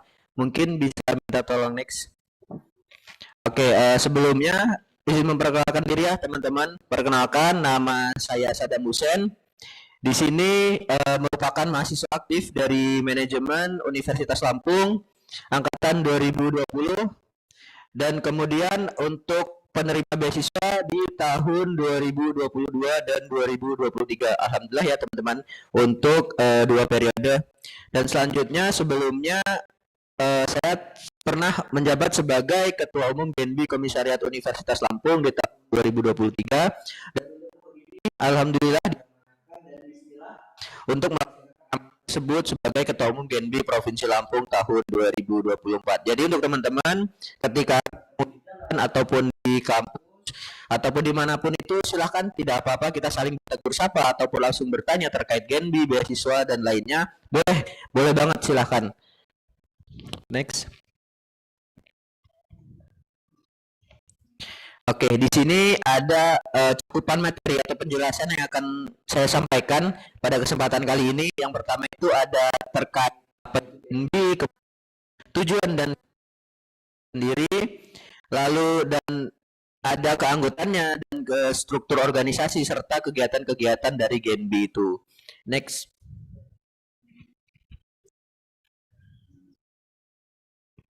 Oke, apa sih sebenarnya generasi baru Indonesia itu? Sebenarnya Genbi itu merupakan komunitas ya teman-teman. Jadi Genbi itu komunitas yang terdiri dari penerima beasiswa Bank Indonesia. Jadi yang menerima beasiswa Bank Indonesia itu sendiri secara otomatis akan bergabung dan menjadi salah satu anggota dari Genbi itu tersendiri. Dan Genbi ini didirikan atau berdiri pada tanggal 11 November tahun 2011. Dan selanjutnya per November 2020 beasiswa Bank Indonesia sudah tersebar. Tadi sudah di-spill ya secara detail oleh pemateri kita yang pertama, yaitu oleh Bapak Bagus Maulana terkait penyebaran perguruan tingginya, kemudian jumlah mahasiswa dan kuotanya. Next.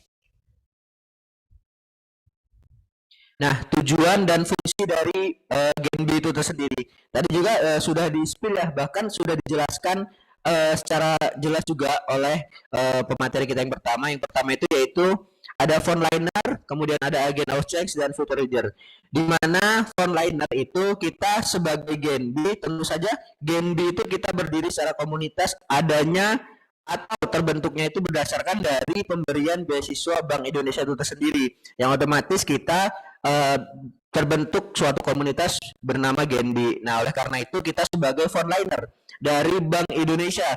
Contohnya kita menyampaikan kebijakan seperti kebijakan dalam penggunaan uang rupiah, kemudian kris, kemudian kita juga menyampaikan informasi terkait perekonomian atau mungkin terkait Genbi itu tersendiri juga. Kemudian agen of change tentu saja kita diharapkan dengan diberikannya beasiswa kita dapat menjadi seseorang mahasiswa yang luar biasa ya teman-teman. Tentu saja insya Allah untuk teman-teman yang keterima beasiswa adalah mahasiswa-mahasiswi pilihan dari universitas masing-masing.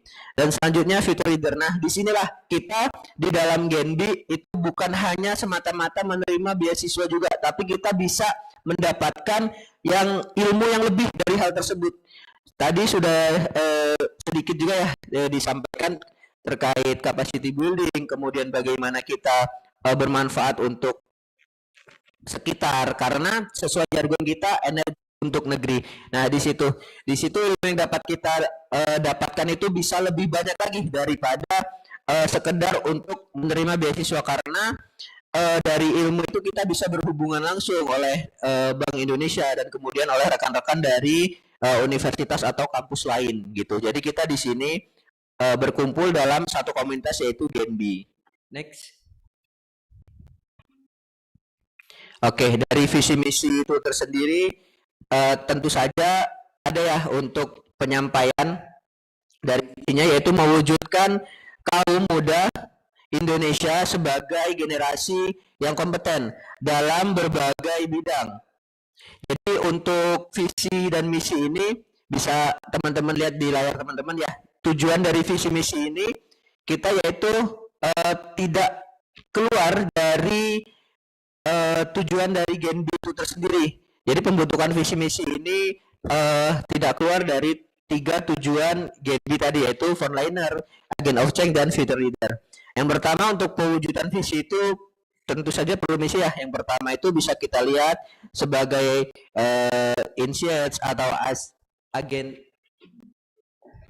atau pengembangan ilmu dan bakat. Kemudian selanjutnya itu kita juga sebagai inspirasi dan motivasi untuk menjadi orang yang bermanfaat bagi negeri gitu ya teman-teman. Jadi intinya untuk visi misi ini tersendiri dibentuk untuk tercapainya tujuan dari Genbi itu tersendiri. Next.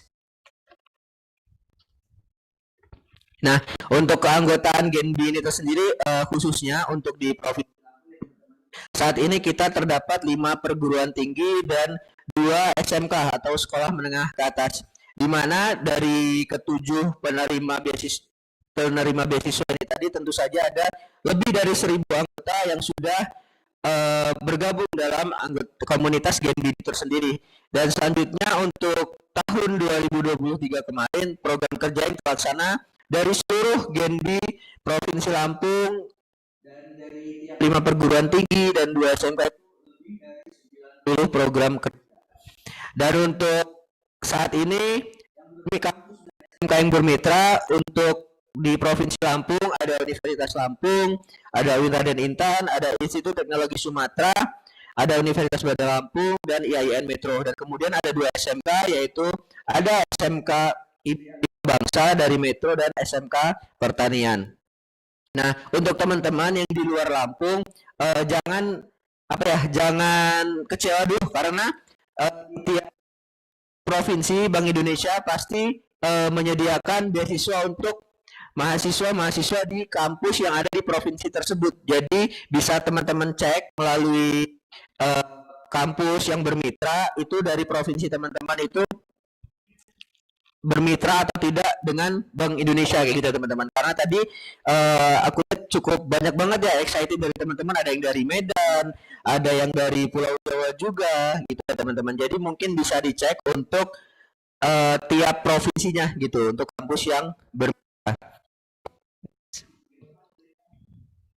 Nah, untuk di struktur organisasi itu sendiri, khususnya Provinsi Lampung ya teman-teman, di bagian wilayah Provinsi Lampung itu kita menaungi 7 komisariat, kemudian 6 divisi.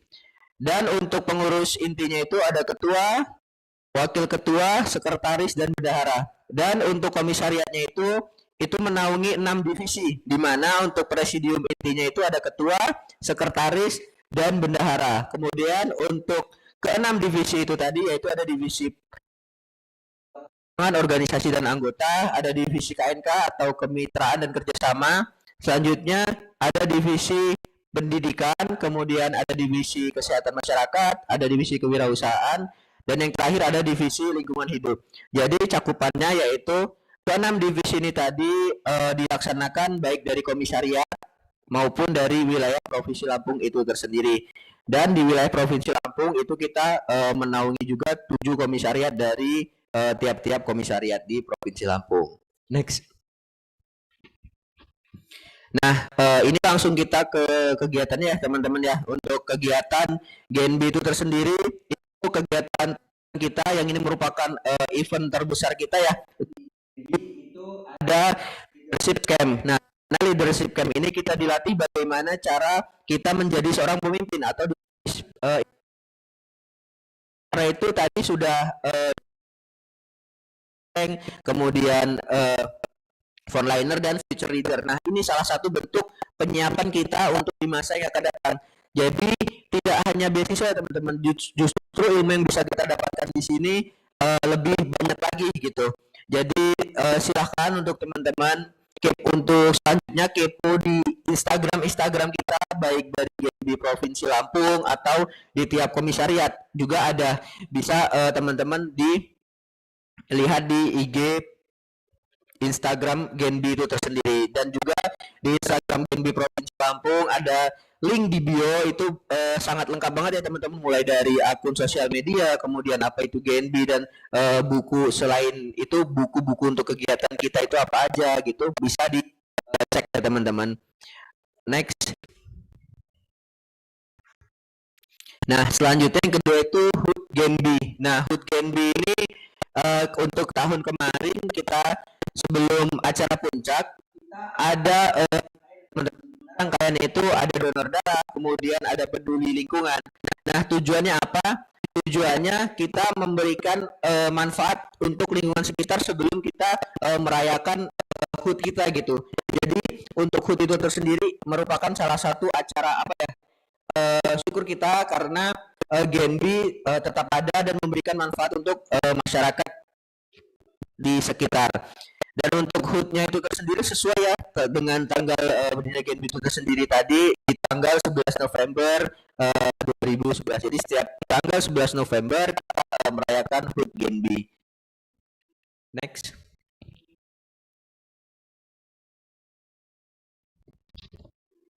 Nah, selanjutnya ada juga agak seru ya teman-teman untuk agenda event tahunan kita, yaitu Lentera, di mana Lentera ini setiap minggunya dalam waktu 1 bulan kita melakukan pengajaran pendidikan kepada siswa-siswi sekolah dasar, yang mana kita juga berkolaborasi tentu saja dengan Perpustakaan Bank Indonesia. Kita menghidupkan literasi kepada anak sekolah dasar sejak dini. Tujuannya apa? Tujuannya agar mereka tetap eksplor ilmu, bukan hanya melalui digital tapi juga melalui buku, karena seperti yang kita ketahui ya, buku itu adalah jendela ilmu gitu ya teman-teman. Nah, jadi dari program Lentera ini bisa kita lihat, pertama kita menghidupkan perpustakaan dari sekolah itu tersendiri yang berkolaborasi dengan Perpustakaan Bank Indonesia langsung untuk kegiatan tersebut. Dan dari kita Genbi-nya juga kita berpartisipasi dalam bentuk kita berbagi ilmu adik-adik sekolah dasar tersebut. Jadi kita juga belajar bagaimana cara membagikan ilmu, dan mereka juga belajar untuk ilmu apa yang bisa kita berikan kepada mereka. Next. Nah, ini adalah foto-foto kegiatan dari Genbi Lampung, baik dari provinsi maupun dari komisariat. Bisa kita lihat teman-teman ya. Itu yang pertama itu ada kita yang berkolaborasi dengan itu Wardah gitu teman-teman. Terus yang kedua itu bersama Provinsi Lampung, kemudian itu, dan foto-foto selanjutnya adalah kegiatan dari tiap-tiap komisariat di Provinsi Lampung. Jadi di sini kita juga Genbi berkolaborasi. Nah, di sini Genbi kita mengutamakan atau memajukan kolaborasi ya untuk saat ini, karena dengan adanya kolaborasi apa yang menjadi tujuan kita bersama bisa tersampaikan secara maksimal gitu, daripada kita berebut-rebut untuk bersaing, sedangkan tujuan apa yang kita inginkan itu sama gitu ya teman-teman. Lebih baik kita berkolaborasi karena kita untuk next. Nah, tentu saja kita juga ada kegiatan ya dengan Bank Indonesia. Ini merupakan suatu kebanggaan untuk kita sendiri anggota Genbi, karena kita bisa mengikuti event-event besar yang dilaksanakan oleh Bank Indonesia itu tersendiri. Jadi kita juga bisa mengetahui untuk Bank Indonesia itu tersendiri. Yang pertama itu kita bisa lihat pertemuan Bank Indonesia itu event besar juga, di mana pertemuan dari Bank Indonesia itu dilibatkan orang-orang penting. Kita juga bisa mendapatkan materi-materi yang sangat luar biasa ya teman-teman. Terus selanjutnya ada Pekan Kris Nasional. Nah, ini kita tadi sebelum masuk ke materi tadi ada penayangan video teman-teman terkait kris dan lain-lain. Itu bisa menjadi salah satu kegiatan kita di tahunan, yang salah satu kegiatan besar lah dari Bank Indonesia itu sendiri juga. Dan yang selanjutnya itu ada Lampung Begawi. Nah teman-teman, untuk Lampung Begawi ini ilmunya juga tak kalah penting dan sangat luar biasa, karena untuk event Lampung Begawi ini kita bisa langsung berpartisipasi dan membantu acara. Jadi dari situ kita bisa mendapatkan ilmu koordinasi, ilmu organisasi, kemudian bertemu dan mendengarkan materi dari orang-orang hebat. Seperti contohnya untuk di tahun kemarin kita bisa mendengarkan materi langsung dari penulis buku Terelie. Nah untuk di tahun ini stay tune teman-teman, pantengin terus IG Lampung Bank Indonesia Provinsi Lampung dan IG Genbi Provinsi Lampung serta Instagram dari Genbi tiap komisariat itu tersendiri. Next. Nah, ini ya teman-teman, aku spill untuk Instagram Genbi Provinsi Lampung, kemudian ada juga di tiap komisariat, ada juga link di bio yang bisa kalian klik, itu semua isinya terkait Genbi Provinsi Lampung. Mungkin abis ini silakan follow teman-teman terkait nanti ada info-info di tiap univ maupun di provinsi, atau nanti juga silakan follow Perpustakaan Bank Indonesia Provinsi Lampung dan Instagram Bank Indonesia Provinsi Lampung. Next. Oke, mungkin sekian ya materi yang dapat saya sampaikan. Selanjutnya bisa saya kembalikan kepada moderator. Oke, terima kasih banyak Kak atas materi pengenalan Genbi nih yang telah disampaikan oleh Kak Sadam Hussein. Gimana nih teman-teman? Udah pada kenal Genbi belum nih setelah mendengarkan materi dari Kak Sadam Hussein? Satu langkah lebih dekat bersama dengan Bank Indonesia dan lebih dekat lagi dengan generasi baru Indonesia. Oke teman-teman, jadi aku rasa nih teman-teman udah pada nyiapin pertanyaan nih Kak kayaknya untuk tentang Genbi ya, seputar Genbi. Tapi sebelum itu aku simpulin dulu nih teman-teman. Genbi itu adalah generasi baru Indonesia yang merupakan komunitas penerima beasiswa Bank Indonesia.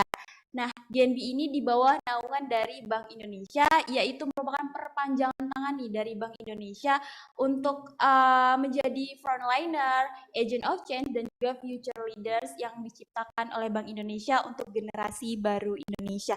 Nah, tentunya juga banyak kegiatan-kegiatan yang luar biasa ya Kak, kalau teman-teman bergabung bersama kita seperti leadership camp, terus juga Lentera, HUT yang luar biasa seru banget teman-teman. Jadi semangat untuk bisa gabung bersama generasi baru Indonesia.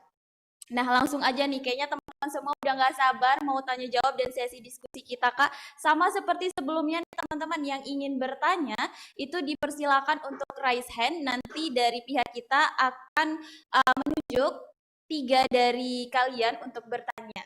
Jadi yang ingin bertanya dipersilahkan. Oke, sudah banyak banget nih yang raise hand, udah excited banget nih sepertinya teman-teman. Boleh dari operator dipilihin nih teman-teman yang mau bertanya. Sebentar ya teman-teman, kita pilih dulu karena banyak banget yang excited sepertinya. Nah, Oke, udah dapet nih teman-teman. Yang bertanya pertama nih, untuk pertanyaan pertama itu Nada Rifana. Kepada Nada Rifana dipersilahkan untuk on cam dan on mic. Kemudian perkenalan terlebih dahulu, asal lalu bertanya nih pertanyaannya seputar pengenalan GNB oleh Kak Sadam. Baik Kak, terima kasih. Izin memperkenalkan diri semuanya.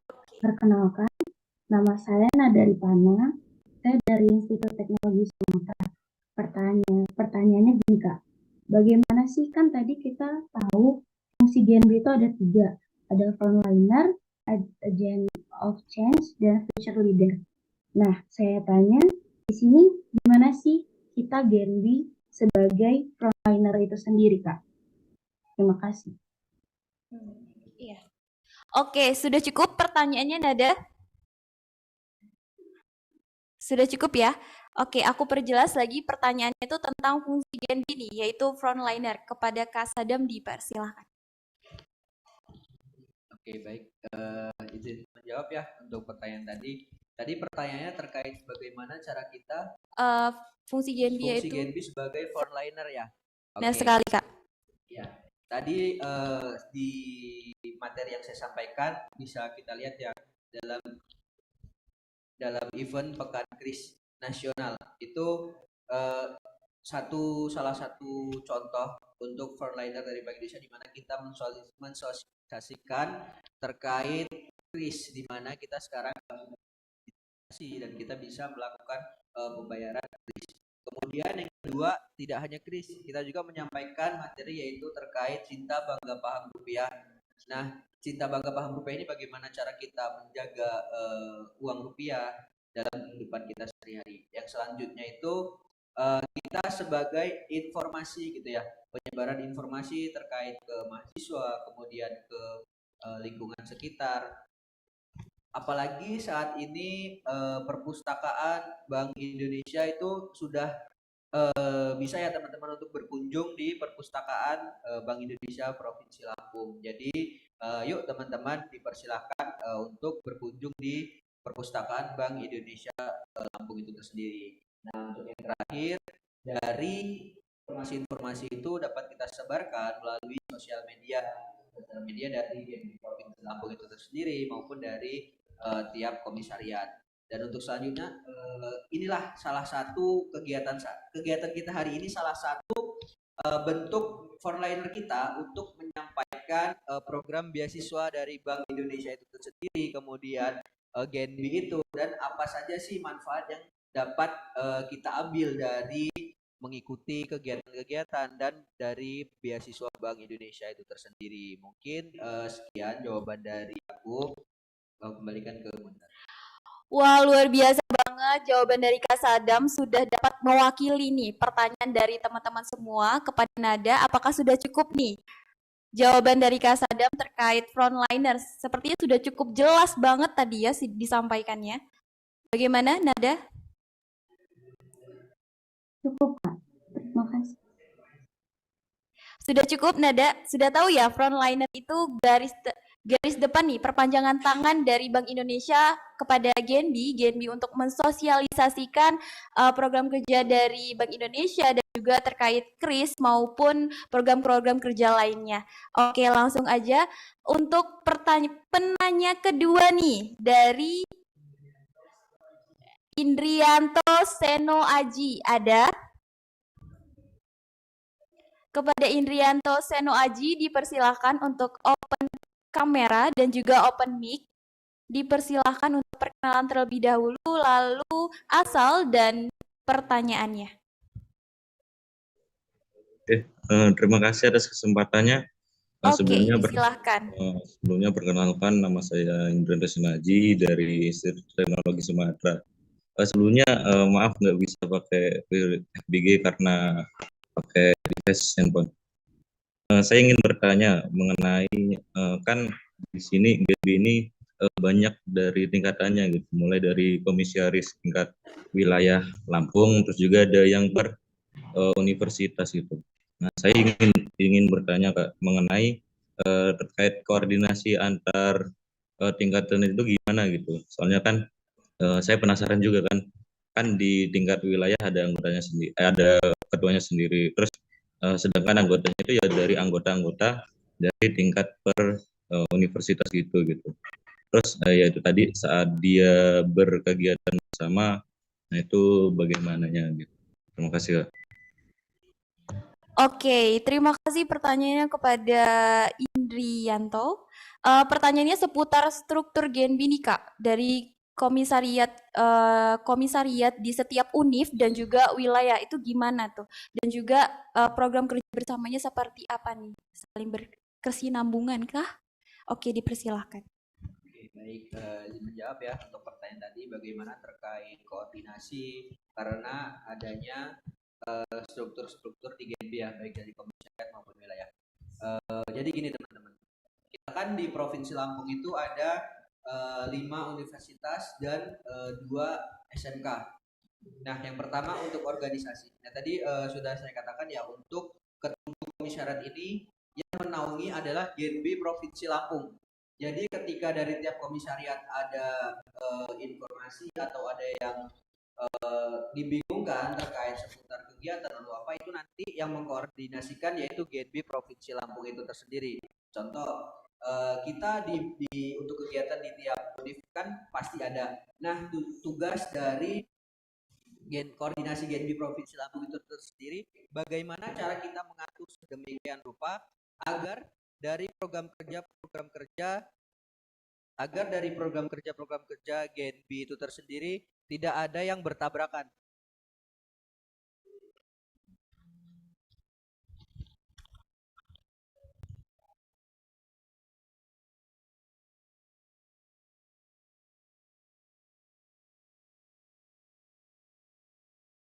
Tadi untuk koordinasi ya, kembali lagi untuk koordinasi, tugas dari Genbi Provinsi Lampung itu sendiri yaitu mengatur agenda tiap berjalannya program kerja dari di tiap komisariat yang ada di Provinsi Lampung, serta kita juga di Provinsi Lampung kan ada program kerja ya teman-teman. Nah, jadi dari program kerja itu tersendiri kita juga koordinasi agar tidak adanya pertabrakan jadwal di kegiatan tersebut.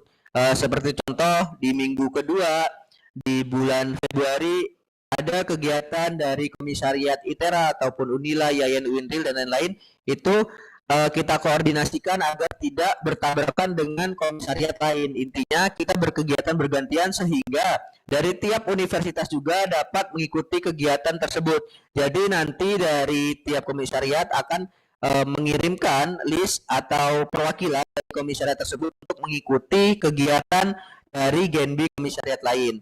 Terus selanjutnya untuk yang berhubungan langsung dengan Bank Indonesia Provinsi Lampung, yaitu kita dari Genbi Provinsi Lampung. Karena itu tadi ya teman-teman, kalau untuk menyampaikan satu persatu dari komisariat dari Bank Indonesia-nya itu agak sedikit takut salah paham atau sedikit chaos ya teman-teman, sehingga untuk informasi itu dikoordinir melalui Genbi Provinsi Lampung, yang kemudian Genbi Provinsi Lampung akan mengkoordinasikan kepada Genbi universitas. Nah, untuk pelaksanaan program kerjanya seperti apa? Bisa berkolaborasi baik dari Genbi provinsi dengan Genbi komisariat atau dari antar komisariat. Seperti contohnya saat ini dari Genbi provinsi Lampung ini sedang melaksanakan OSC dengan berkolaborasi Genbi ITERA seperti itu.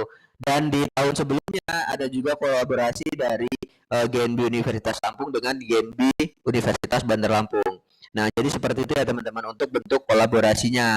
Dan untuk kegiatannya tetap kita laksanakan sesuai jadwal yang telah kita atur bersama agar tidak bertabrakan atau terjadi beberapa kegiatan bersama dalam waktu 1 hari, sehingga untuk pelaksanaannya lebih maksimal lagi teman-teman. Mungkin bisa aku kembalikan ke moderator.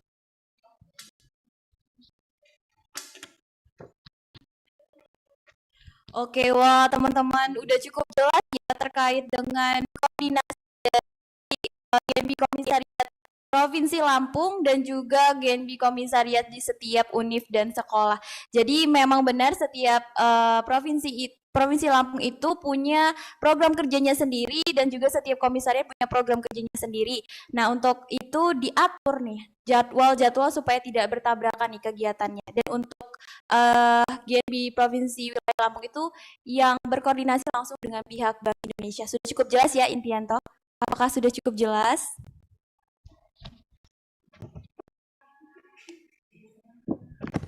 Sudah cukup jelas ya untuk pertanyaan dari Indrianto. Selanjutnya itu ada pertanyaan dari Elisha. Ergrisha ada? Dipersilakan untuk penanya terakhir nih, penanya ketiga untuk Egrisha. Baik, terima kasih moderator. Oke, dipersilakan. Oke, Baik, silakan. sebelumnya izin memperkenalkan diri. Nama saya Ergrisha Fepta Regliansyah dari Institut Agama Islam Negeri Metro Lampung. Baik, izin bertanya Kak, bahwa apakah ketika mendapatkan beasiswa BI, kita wajib mengikuti semua kegiatan Genbi selanjutnya? Baik, terima kasih. Mungkin itu saja. Oke, sudah cukup Ergrisha pertanyaannya? Cukup, Kak. Oke, cukup ya. Jadi pertanyaannya nih aku perjelas lagi. Apakah iya, penerima beasiswa Bank Indonesia. Oke, langsung aku serahin ke Kak Sadam. Oke, izin menjawab ya untuk pertanyaan tadi. Pertanyaannya yaitu apakah penerima beasiswa Bank Indonesia wajib mengikuti kegiatan Genbi? Mungkin nanti ketika kalian mendaftar ya teman-teman bisa kalian lihat untuk persyaratan-persyaratan, kemudian terkait surat menyurat. Di situ juga tertera siap aktif mengikuti kegiatan Genbi, di mana kegiatan Genbi ini adalah salah satu merupakan kegiatan yang tadi ya udah disebutkan seperti Frontliner, kemudian Agent of Change dan Future Leader. Sebenarnya untuk kegiatan itu manfaatnya sangat banyak sekali untuk kita, terutama kita sebagai mahasiswa ya, untuk explore, untuk pengembangan, kemudian untuk relasi itu sangat berguna. Jadi kalau ditanya untuk penerima beasiswa Bank Indonesia wajib atau tidak untuk mengikuti kegiatan itu, dari sini saya katakan wajib karena kita juga bukan hanya menerima, tapi kita juga memberikan apa yang bisa kita berikan sesuai dengan jargonnya energi untuk negeri. Sekian dari saya kembalikan ke moderator. Terima kasih. Oke, terima kasih banyak nih Kak Sadam. Udah cukup jelas ya tadi apakah wajib nih bagi penerima beasiswa untuk aktif di kegiatan Genbi? Jawabannya wajib ya teman-teman. Ketika kita dapat beasiswa Bank Indonesia, tentu kita harus memberikan feedback kembali kepada Bank Indonesia, yaitu menjadi bagian dari generasi baru Indonesia dengan berkontribusi ikut serta membuat prokja-prokja unggulan yang tentunya bermanfaat untuk lingkungan sekitar. Oke, apakah sudah cukup jelas, Gisya? Baik, terima kasih Kak, cukup jelas. Oke, terima kasih kembali Ergrisha. Oke, berakhir juga sesi kedua kita untuk tanya jawab karena sudah 3 orang nih penanya. Untuk selanjutnya nih Kak, boleh memberikan closing statement-nya nih untuk teman-teman yang ada di ruang Zoom, untuk kayak sekedar motivasi maupun saran supaya mereka lebih semangat lagi untuk daftar beasiswa dan tergabung bersama Genbi. Oke. Oke, terima kasih. Di sini sedikit ada yang ingin saya sampaikan ya untuk teman-teman peserta semua. Yang pertama, semangat untuk teman-teman tadi udah di-spill ya untuk terkait pendaftarannya. Kemudian follow Instagram dan mohon maaf untuk teman-teman yang tadi mungkin udah excited ya angkat tangan untuk bertanya. Kita tetap membuka pertanyaan tapi melalui Instagram kita. Baik, silahkan untuk teman-teman follow Instagram kita Genbi Provinsi Lampung. Kemudian follow dari Instagram Bank Indonesia Provinsi Lampung. Kemudian follow juga dari Instagram tiap komisariat di Provinsi Lampung. Ada ITERA, Universitas Lampung, ada juga UBL, ada IAIN Metro, ada SMK juga. Kemudian ada juga UIN. Silahkan di follow untuk Instagram tersebut dan nanti dari tiap tentu saja dari tiap universitas akan membuka untuk pertanyaan tersebut. Jadi nanti bisa dijawab melalui sosial media kita yaitu Genbi Provinsi Lampung. Mungkin disiapkan aja pertanyaannya nanti ketika kita posting untuk pertanyaan lagi silakan kalian bertanya di kolom chat. Kemudian selanjutnya semoga excited teman-teman ini mendapatkan hasil yang terbaik untuk di tahun ini. Semoga teman-teman juga dapat bergabung di kami yaitu Generasi Baru Indonesia Provinsi Lampung. Saya tunggu kehadiran teman-teman di tahun 2024 ini. Sedikit motivasi dari saya karena ini adalah yang saya pegang terus selama ini.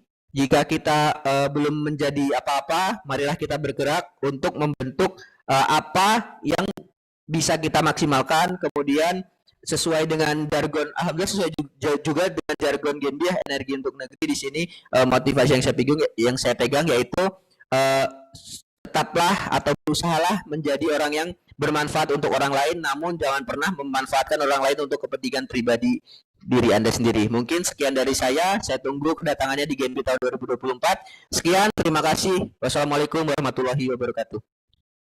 Waalaikumsalam warahmatullahi wabarakatuh. Wah, luar biasa banget ya teman-teman. Closing statement dari Kak Sadam bermanfaat untuk orang lain tapi juga tidak merugikan orang lain. Oke nih teman-teman, berakhir juga sesi pemateri kedua kita bersama Kak Sadam tentang pengenalan Genbi yang pastinya kalian menjadi lebih tahu nih tentang Genbi. Oke, untuk selanjutnya nih Kak, kita ada penyerahan sertifikat untuk pemateri kedua yang akan diserahkan langsung oleh Ketua Pelaksana One Step Closer 4.0 with Bank Indonesia kepada Saudara Jovi. Dipersilakan. Jovo, dipersilakan. Mohon maaf.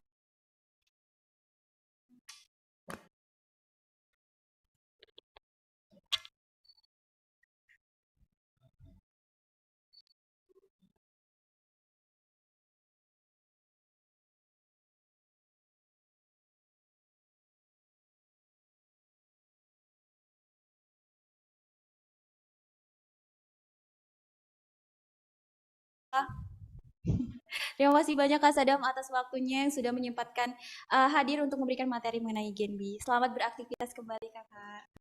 Oke, terima kasih. Dadah Kak Sadam. Oke, selanjutnya nih teman-teman, udah pada capek belum nih kira-kira? Boleh nih open mic. Udah pada capek atau bosen atau masih semangat nih kira-kira? Semangat dong Kak. Ya semangat dong, seneng banget. Kakak. Banget kayak gini. Jadi aku mau ingetin lagi disclaimer untuk tetap membuka on kamera kalian ya, biar aku bisa lihat kalian secara lebih jelas. Dan juga di Instagram Bank Indonesia itu ada filter kegiatan hari ini yaitu One Step Closer.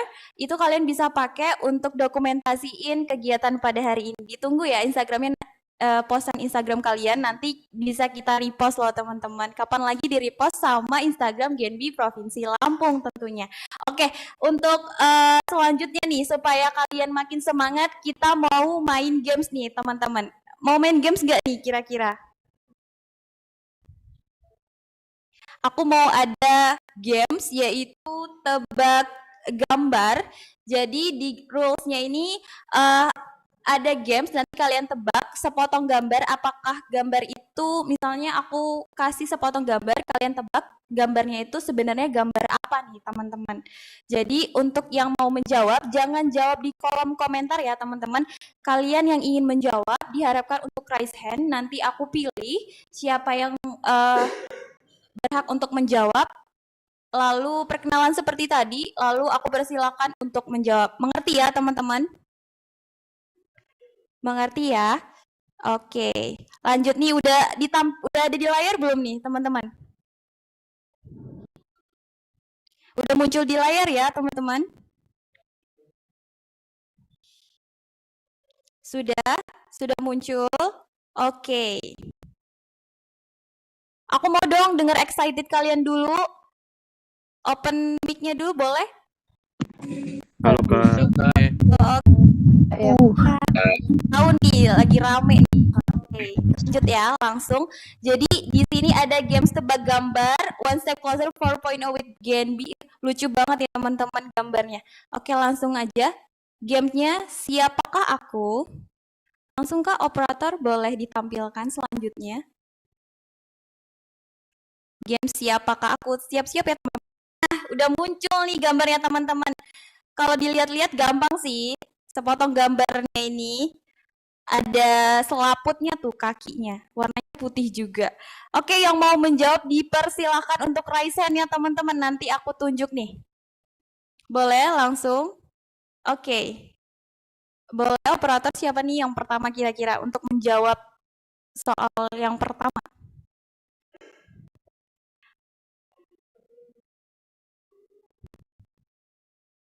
Untuk teman-teman, jangan spill jawabannya di room chat ya. Nanti teman-teman yang dia nih. Oke, untuk Sekar dipersilakan untuk open mic dan menjawab pertanyaannya nih. Sekar ada? Kepada Sekar dipersilakan. Oke, perkenalan diri dulu boleh Sekar? Nama saya Sekar dari IAIN Metro. Terima kasih udah dipilih ya Kak. Tadi nunjuk tangan terus tapi belum dapat kesempatan. Ini bisa boleh jawab? Iya boleh jawab. Ini duckling anak bebek, or mungkin bebeknya berenang. Oke, anak bebek berenang ya. Oke, kita lihat ya, apakah benar nih anak bebek berenang? Kayaknya sih salah sih. Taruhan nggak? Nih, salah nih pasti. 1, 2, 3. Apa ya nih? Waduh. Bukan ya Sekar, ini tuh bukan anak bebek, tapi anak anjing lagi berenang. Teman-teman gimana?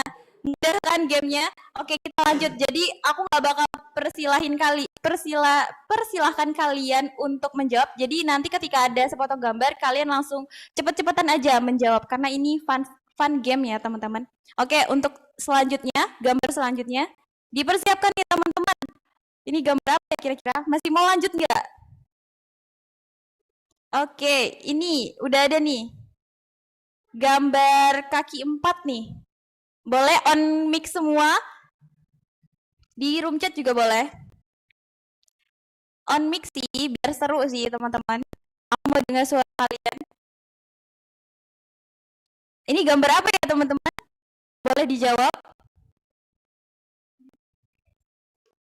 Oke, apa tuh? Jawabannya tuh banyak yang jawab. Kucing ya? Kambing Kak, kambing. Ini harimau. Ayam. Ayam, monyet. Kucing, anjing, atau bebek? Ayam. Bebek, ayam.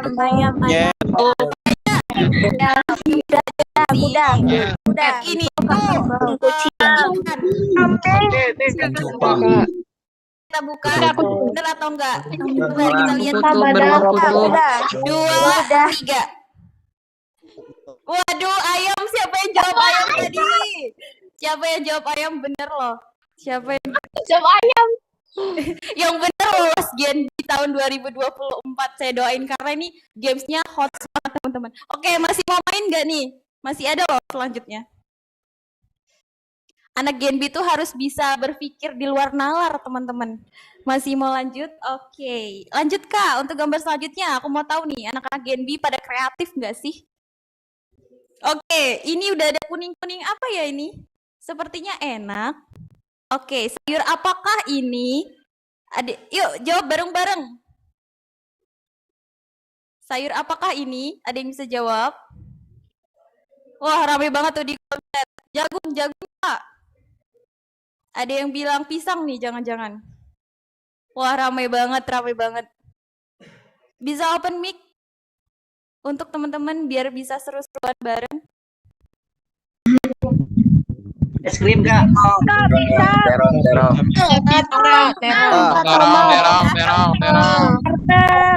Ini